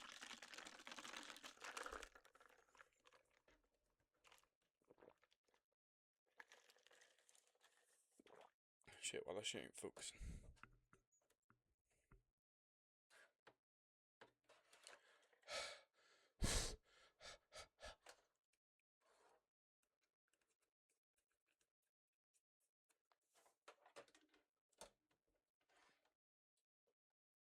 Yeah, bro, focus.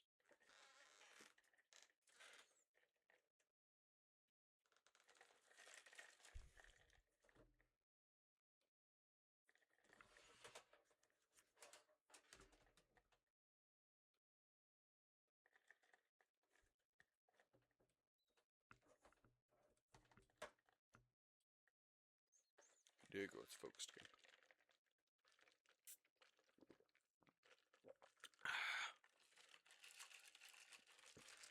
My girlfriend got me this when she went to Blackpool.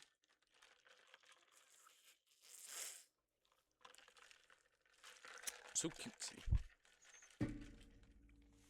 So, yeah, I'm actually gonna.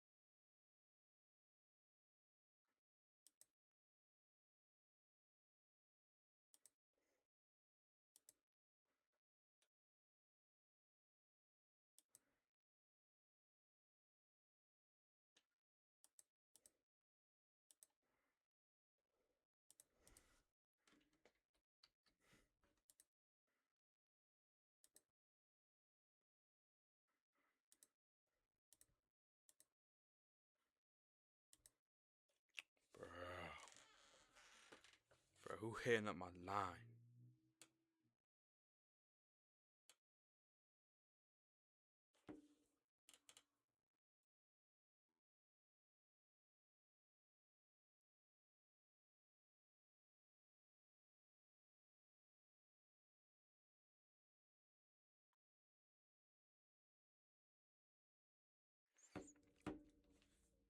Okay, let's get into it now. Put Dr. Pepper away. I ain't got my bin right now, so I go to sleep, grab my bin, like, after stream. do y'all fuck with my headphones? I had to duct tape it because like the wire it came out. It's continued to come out, so I need to duct tape it again. Yeah, still duct tape things.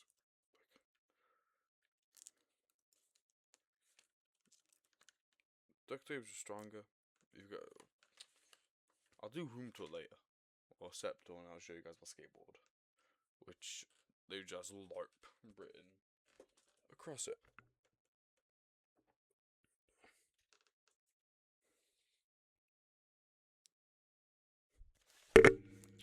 I'm fixing my hair, gang. It's like the fuck. Yeah. Wait, you saw me get it?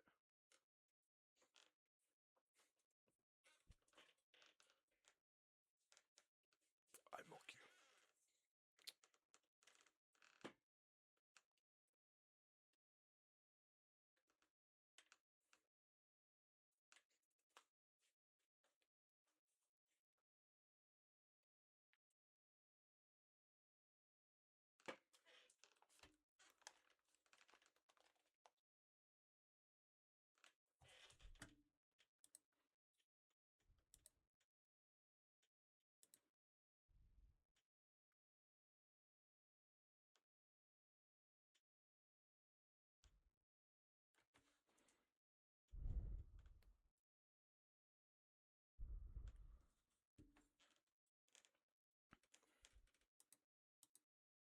Let's get back into it. For a few minutes now. Just found this little clearing, so What the hell?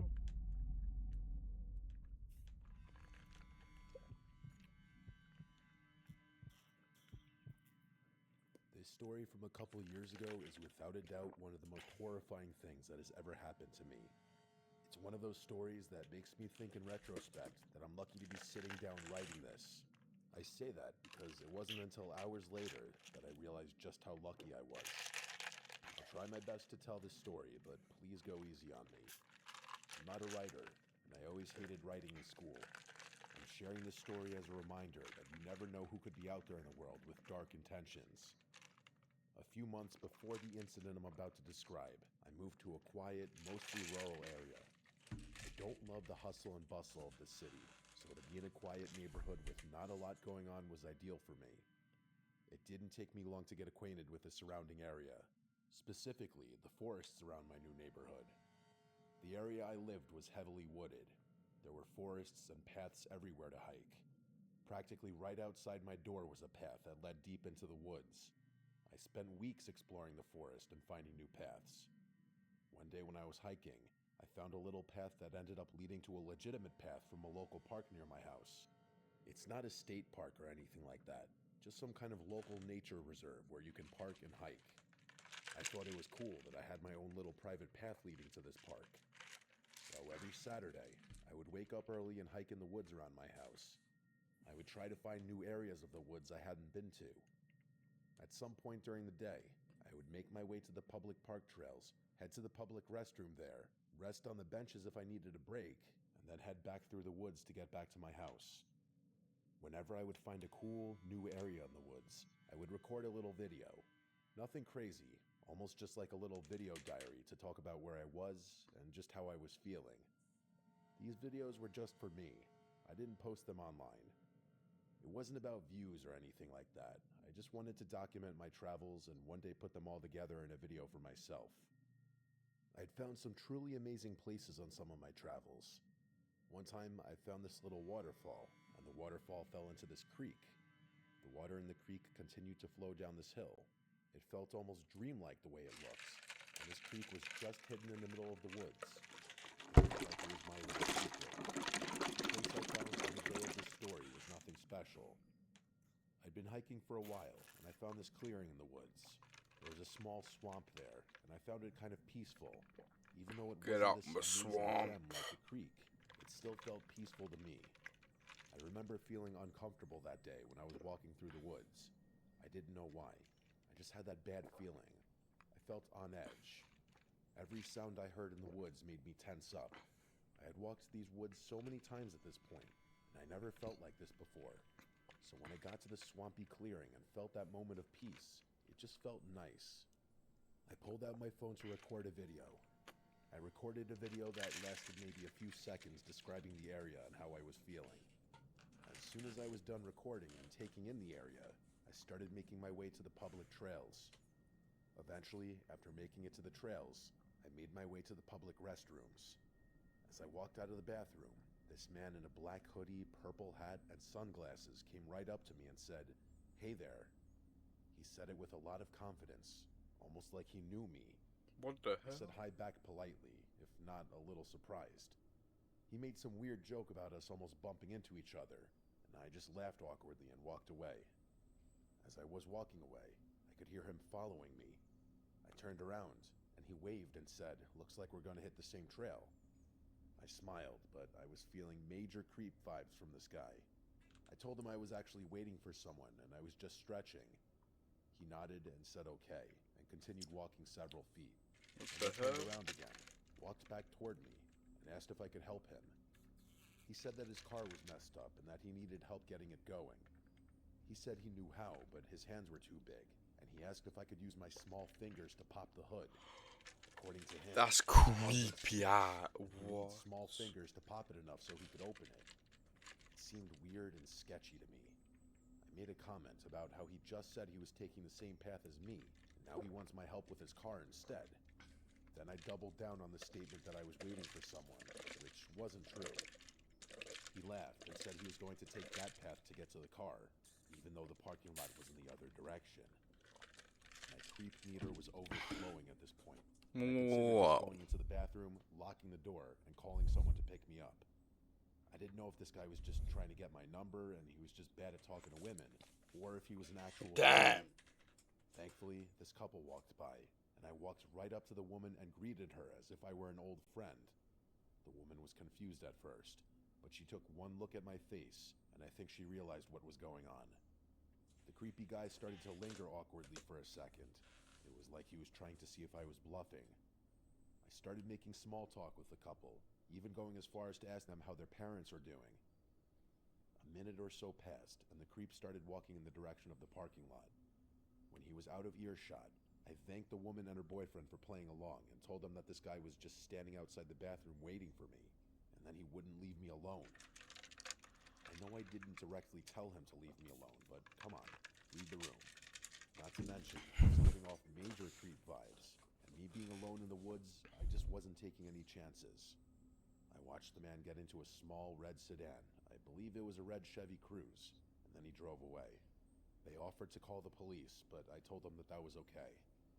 The couple stayed with me for a little bit, made sure I was okay, and that the purple hat man didn't come back. Then we went our separate ways. They did insist on driving me home, but I told them that that was okay. I'd rather walk since I didn't live that far. I practically ran back to my house that afternoon. It was such a weird day. From that horrible feeling when I was hiking to the creep at the bathroom, I just couldn't wait to Damn. get home and relax with a glass of wine. Unfortunately, my relaxing night was about to shatter. I started going through the pictures in the video from that hike, and something caught my eye in the video. I played it again, and my heart stopped. Just found this little clearing, so probably gonna head Oh. back from here in a minute and head home. The background of the video, just like the was the man with the purple hat. While I was talking, giving my hike update, you can see his purple hat and black hoodie just over my shoulder. It was the same man from outside the bathroom. I didn't know what That's to do. weird. I didn't know if I should call the police or not. I started to freak out thinking about the man. How long had he been following me? Did he know where I lived? But most terrifying to me is that I had no idea what he intended to do. He clearly was trying to follow me back into the woods, and then when I stopped, he wanted me to join him at his car. The same car that was supposedly broken, even though he got right in and drove away. Once I started adding up the pieces, I called the police department and reported everything. The police searched the area and conducted a little investigation, but as far as I know, they never caught the guy. I never hiked alone after that, and I moved away about a year after this happened. I hate that I don't even know that couple's name because they honestly probably saved my life. Be careful out there, my friends, because you never know who's out there, lurking just behind you, waiting for the perfect... That's like so creepy. Because imagine you're walking, you don't know, literally hiding in like the bushes, like. Especially when you go hiking, like densely, like forested places. Yeah, there's a path. But apart from that, there could be some guy just chilling in the woods. And it's just terrifying to me. 'Cause, like, damn. That could happen to anyone. Cause imagine if you just went, knocked her out, kidnapped her. That couple, I feel like that couple wasn't there. You would have gone impatient. Oh, no one's coming. That's why. Don't hike alone. Just don't hike. Bring somebody. Just bring somebody. If you are gonna hike alone, make sure you go to like a very popular spot. Like a busy day. What is this Chud doing? What is Chud doing? Which one you on?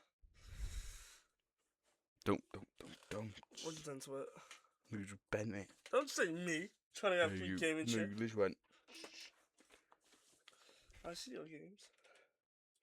Who's in the chat? Oh, somebody was trying to do the. Hello, my headphone is broken right now. So could you type in chat? Still got that John Corey. You got a while to go, buddy.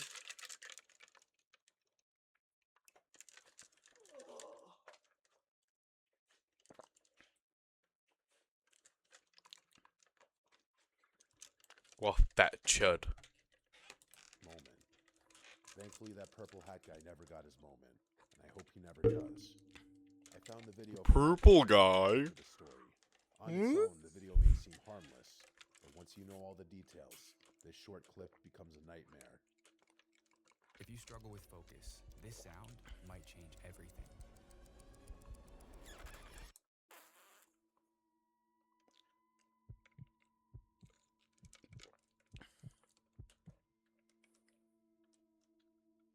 So this is probably the wildest thing that's ever happened to me.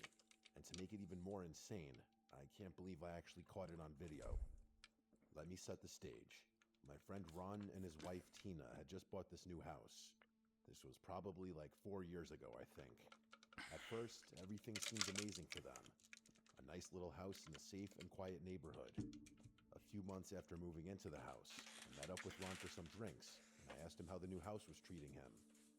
He started acting a little weird, and I continued to press him on the house. He finally caved in and told me what was bothering him. He and Tina were convinced that the house was haunted. I can be kind of a jerk sometimes, and I started to laugh as soon as he told me. I asked him why he thought his house was haunted, and then he gave me the entire story. For starters, apparently someone did die in the house, something the real estate agent did in fact disclose before they bought the house. So this wasn't a surprise, and it's what actually made the house cheaper for them to purchase. Because of that little bit of information, Ron and Tina had convinced themselves that the ghost of this dead person was haunting their house. I'm not a believer in ghosts or anything else paranormal. It's just not my thing. I'm not a horror or true crime fan. That's probably why I always dismiss people when they start talking about spirits or anything like that. I started pressing Ron a little more. I said to him that just because someone died in the house, it doesn't mean that it's haunted. He continued to give me more of the story. He told me that every night, he and Tina wake up at some random hour. There are strange noises that seem to come from everywhere in the house. He insisted that it wasn't just the pipes or the house settling. He said it was like something bumping into furniture and moving around. They would wake up in the morning and furniture would be slightly moved. Things that were on the counter would be misplaced or moved completely. Ron said that on one occasion, he left his favorite Miami Dolphins coffee mug on the counter, and in the morning, it was gone. Not the Miami Dolphins. Kitchen, and it was just gone. Ron claimed that he didn't think it was anything paranormal at this point.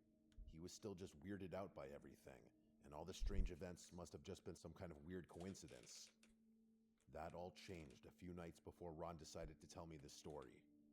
Just like several nights prior, he and Tina woke up in the middle of the night. It sounded like a crash coming from the basement. Wanting answers, he went down to investigate, even though he was terrified. The basement is loaded with boxes and storage, so he said it was impossible to be able to tell if anything had just fallen over. Apparently, while he was down in the basement, something moved in the corner of the room, and Ron ran out of there so fast and hadn't gone back since. He started What? calling all these strange things happening in the house paranormal activity, like the movie. And just No like in the way. movie, he was terrified that if he kept antagonizing it, things would get worse. All of this seemed ridiculous to me.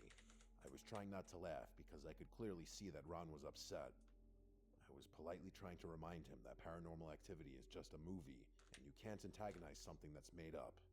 That set him off. He was well aware of how he sounded, and that was part of the reason he was so upset. He knew this sounded crazy, and yet he hadn't slept well in weeks. Now he's terrified to sleep at his own house. He even told me that he and Tina had slept at a hotel the last 2 nights. They didn't want to sleep in the house until they could figure out a rational solution to this absurd problem. He was practically in tears trying to explain this to me. He said it was like an extreme phobia. Ever since he went into the basement, he's convinced himself that something is down there. He said he's physically unable to go downstairs. I still couldn't tell if Ron was pulling a prank on me or if he was serious about all this. Even as I write this, I'm shocked all over again that Ron and Tina thought their house was haunted. This just seemed so irrational to me. I was starting to feel bad for Ron. He was so upset, he could barely get the words out now. Because I thought this was ridiculous, I offered to check the basement for Ron thoroughly. I told him that they just need to calm down a little bit and come to their senses. I said I would check every corner of the basement and make sure no ghouls are present. That whatever noises and weirdness they're experiencing can be explained somehow and I don't some way. play golf. He was hesitant at first because he thought my being there might antagonize the spirit, but I shut that down quickly. I remember Tina fighting with Ron on the phone after this because she didn't want me to check it out. She was 100% convinced that this was paranormal in nature, and I, along with both of them, would be in trouble if I went and looked in the basement. After the call, Ron said he would drive me to the house, but he was going to wait outside, and that we couldn't tell Tina. I was a little sketched out by that, but I wanted more than anything to prove to them that nothing was down in their basement. When we got to the house, Ron begged me one more time not to antagonize the spirit, just in case. I just nodded and walked into the house. Me being me, I fully intended to antagonize the imaginary ghosts to prove that they don't exist. Before going into the basement, I walked around the house, and nothing seemed weird or out of the norm, other than a nasty odor. And before anyone starts to think that the odor was like demonic in nature or whatever, it wasn't that kind of odor. It was like body odor. Ew. Finally, I went into the basement. It was a mess. There were boxes everywhere. After looking around for a second, I started shouting for the ghosts to appear. And just like you may expect, there were no ghosts or any other paranormal events happening.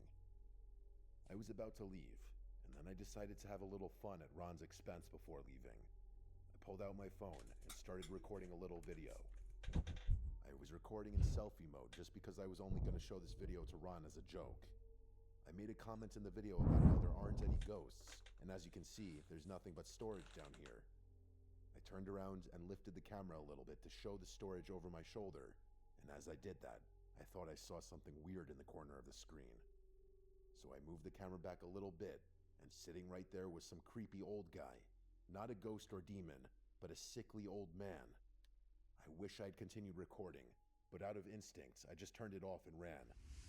So I've been down here for a few minutes now, and I haven't seen any ghosts, monsters, or any paranormal activity at all. Nothing except all of your useless storage down here. Oh my god. When I got upstairs, I slammed the basement door and held it shut.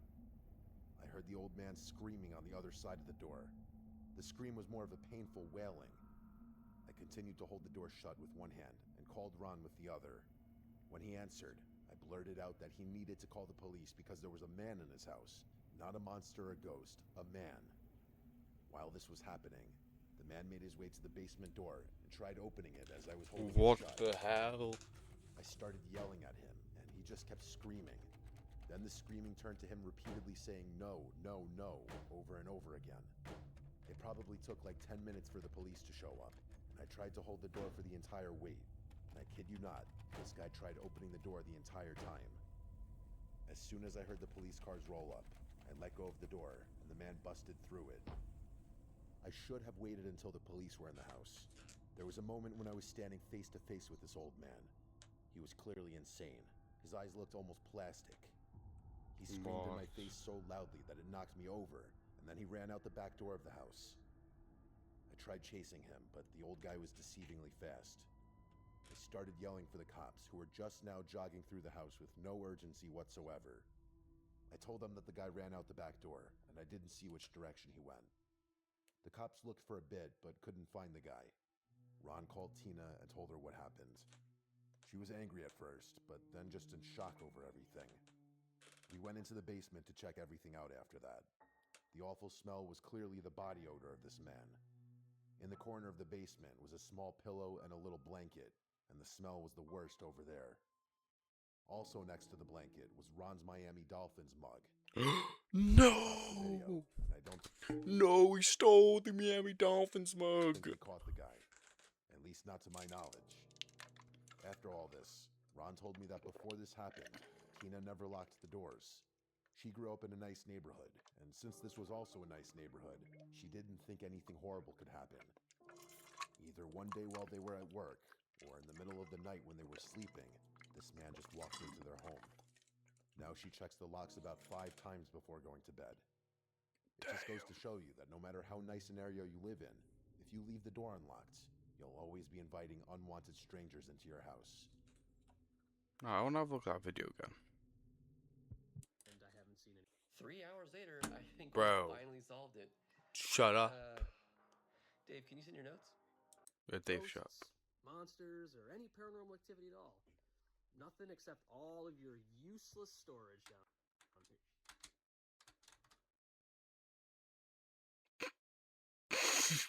Look at Unk.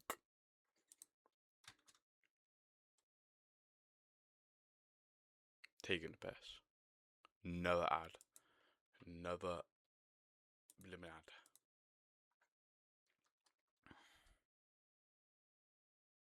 Need to invest in premium. First night. The next night, I took Max out. That was excited, active, and omniac. So this job dog house.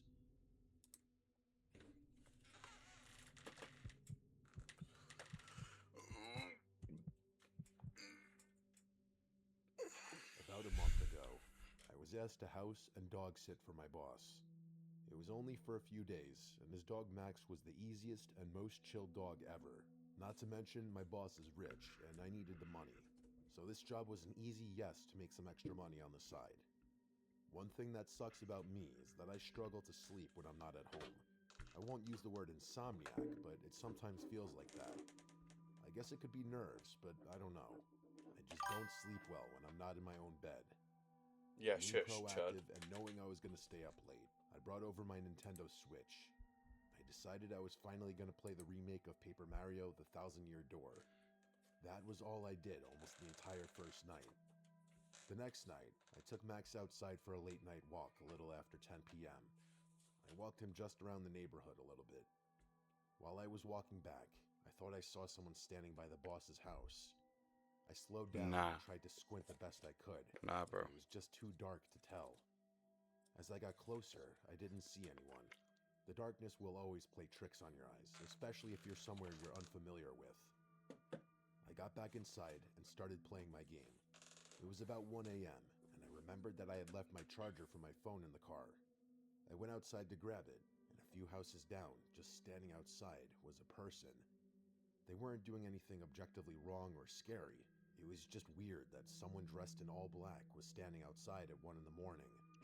Even if they were walking, it wouldn't have been as weird. It was only because they were standing there that it was weird. Ultimately, I ignored it. My thought process was that it was just someone who lived in the house over there, and he just happened to be outside at the same time as me. Maybe he was looking at the stars. After all, I was also outside at 1 in the morning. I went inside and continued playing the game for about 2 more hours. I shut the game off and started scrolling on my phone. I thought I kept hearing this noise, and it was starting to annoy me. I couldn't tell exactly what it was, but it sounded like it may have been a tree branch rubbing against the house, or maybe even an animal. The noise was making me anxious for some reason. I think it was because I didn't know what it was, and I wanted to. I got off the couch and looked out the window in the living room. I jumped back as soon as I looked outside, because a person was running away from the window. I got up and ran to the other window, and by the time I got to the window and looked, nobody was there. My adrenaline was pumping. I was trying to process what reason someone would have to be creeping near the house. What I the contemplated hell? calling the police, but I decided not to. Call me crazy, but I just didn't feel that threatened for some reason. It wasn't like the person was trying to break into the window. The person was close to the window, yes, but when I looked, he was running away. I realized there isn't a way for me to put this that doesn't make me look like an incompetent idiot for not calling someone. Even if this person wasn't trying to break in, they were still trespassing and clearly up to no good. But I'm an idiot, and I just let it go. The next day, I called my boss and told him about the weird visitor the previous night. Believe it or not, he was even less bothered than I was. He told me that in the neighborhood behind his house is a bunch of houses where young teenagers live. He told me that they cut through his yard all the time, and one time he even caught a few of the kids looking into his house windows. He claimed they were harmless, but it still gave me an uneasy feeling. I didn't care if they were just kids. I wasn't trying to get spied on. That night, I decided to take Max for another walk. This time it was a little later. We went at 11 instead of 10. When I was coming back to the house, I was looking for any signs of a person, and just like the night before, I thought I saw someone standing right by the house. What the hell? Instead of slowing down, this time I started to speed up. As I got closer, it was definitely a person standing outside my boss's house. When I was close, I saw the person run behind the house. I brought the dog inside the house and then ran back outside, trying to scare whoever was messing with me. I went to the backyard and looked around with a flashlight, but I didn't see anyone. I looked all around the outside of the house for several minutes, and I saw nobody. This started to feel a lot like teenagers trying to mess with me. Like, this was totally something I could see teenagers doing. I was thinking that my boss was right. I went back inside and made sure everything was locked. I didn't think I was in danger, but I wasn't going to take any chances. A few hours later, I don't know what possessed me to do this, but I decided to look out the window in the front of the house. Sure enough, someone was standing outside. Not right outside the window or anything. They were under the streetlight that was on the grassy medium across the street. That's from the even house. creepier. It's like they I just want you to watched see the him. person for a few minutes. It was weird. The person didn't move at all. They were just standing there looking in the direction of my boss's house. I still didn't know if this was a teenager playing a prank. If it was a joke, it was a weird one. I didn't see anyone else around, so I couldn't imagine the joke's payoff would be good. Then I made probably the single dumbest move I've ever made in my life. I went outside and started shouting at this person, trying to get some kind of reaction. Nothing crazy. I was just saying hello and asking if I could help them with something. They still didn't move. After that, I announced to them that I was going to start recording them. I just wanted my boss to believe me. That's why I decided to record the person. I started recording and tried to focus on the person. It was dark, so I couldn't see that well. While I was recording, with no warning, the person started to charge after me. This wasn't a light jog either. This person was hauling fast after me. Damn, but he's geeked. But he's geeked. Nah, bro, they hit that dash. No. Bro, he hit that dash. Run away. Oh my I didn't mean to god. stop recording, but I did. I ran back inside and locked the door. I looked out the window, and I didn't see anyone. I waited for 10 minutes, and I still didn't see anything. I walked away from the door and sat in a chair in the dining room just to process what happened. I still didn't know if this was a real attack or not. While I was sitting there, the doorbell rang. I didn't move or say anything.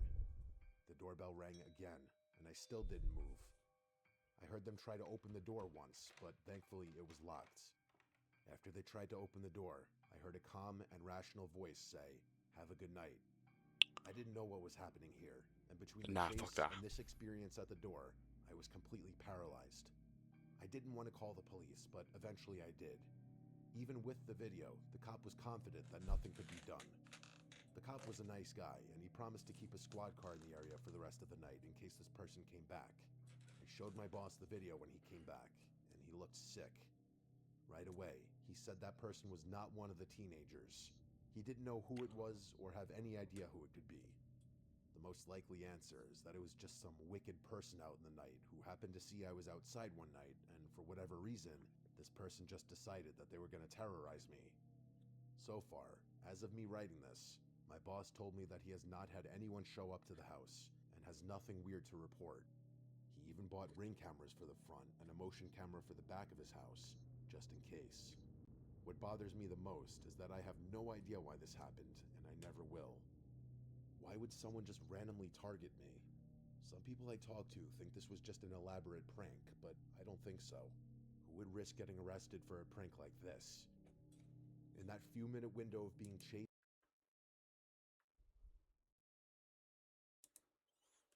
Okay. So, my brother's probably about to hop on. We'll give him a little texaroonie.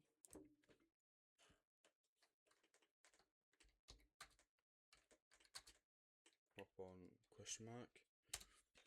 And while that's happening, I'm gonna go for a pee. So, yeah.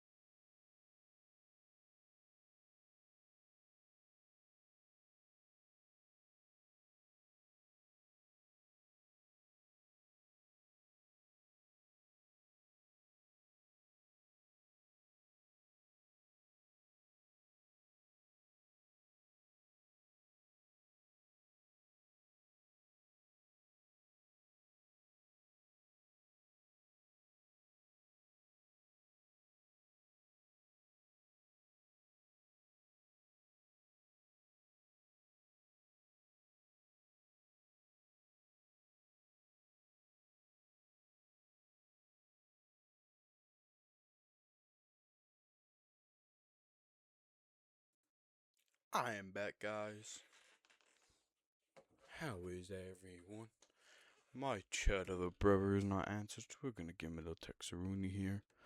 Because he always answers the text.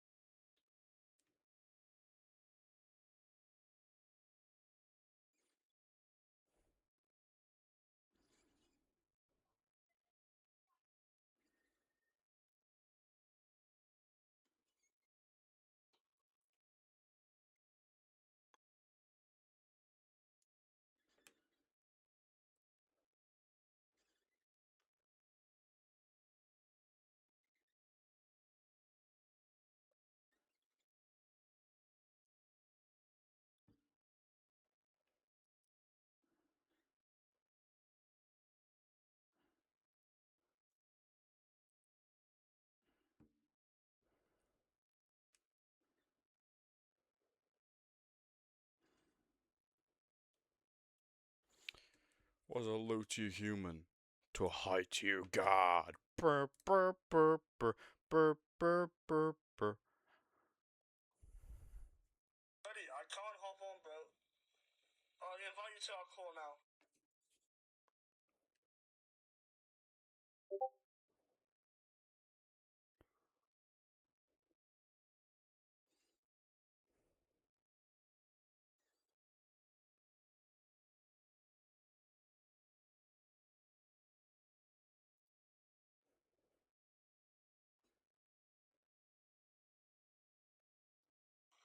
Buddy, I said earlier because I thought I was gonna do it, but bro, I can't make on a video now. It's so I can make one tomorrow, 100% if you're free. Bro, it's fat chud. I'm not joining him in this gay ass mate's Discord service. Join the call. What the?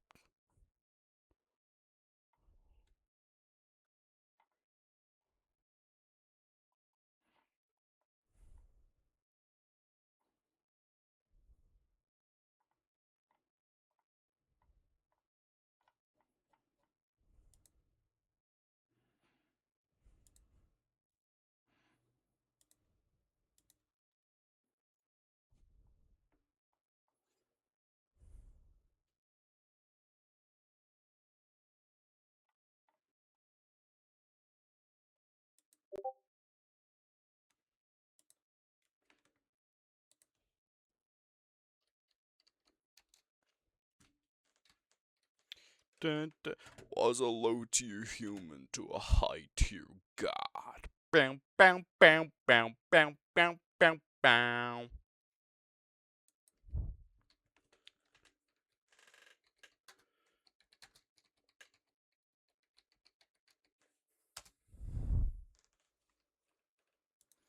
Was a low tier human to a high tier god.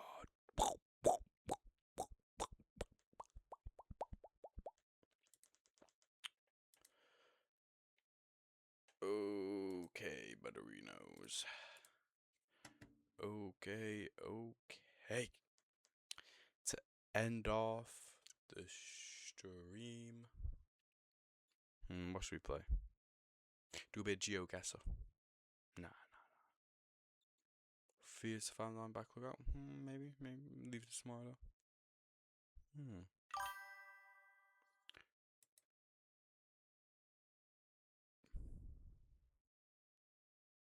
We have to say mum, you absolute idiot. Sorry guys, I'm speaking to my brother right now, just said you're mum. It's not really that funny, bro, is it? Not really that funny. What was a low tier god? What was a high tier god to a low tier? Okay, fine, I'll join this dumbass call then. Oh damn, just leak the chat. Uh-oh.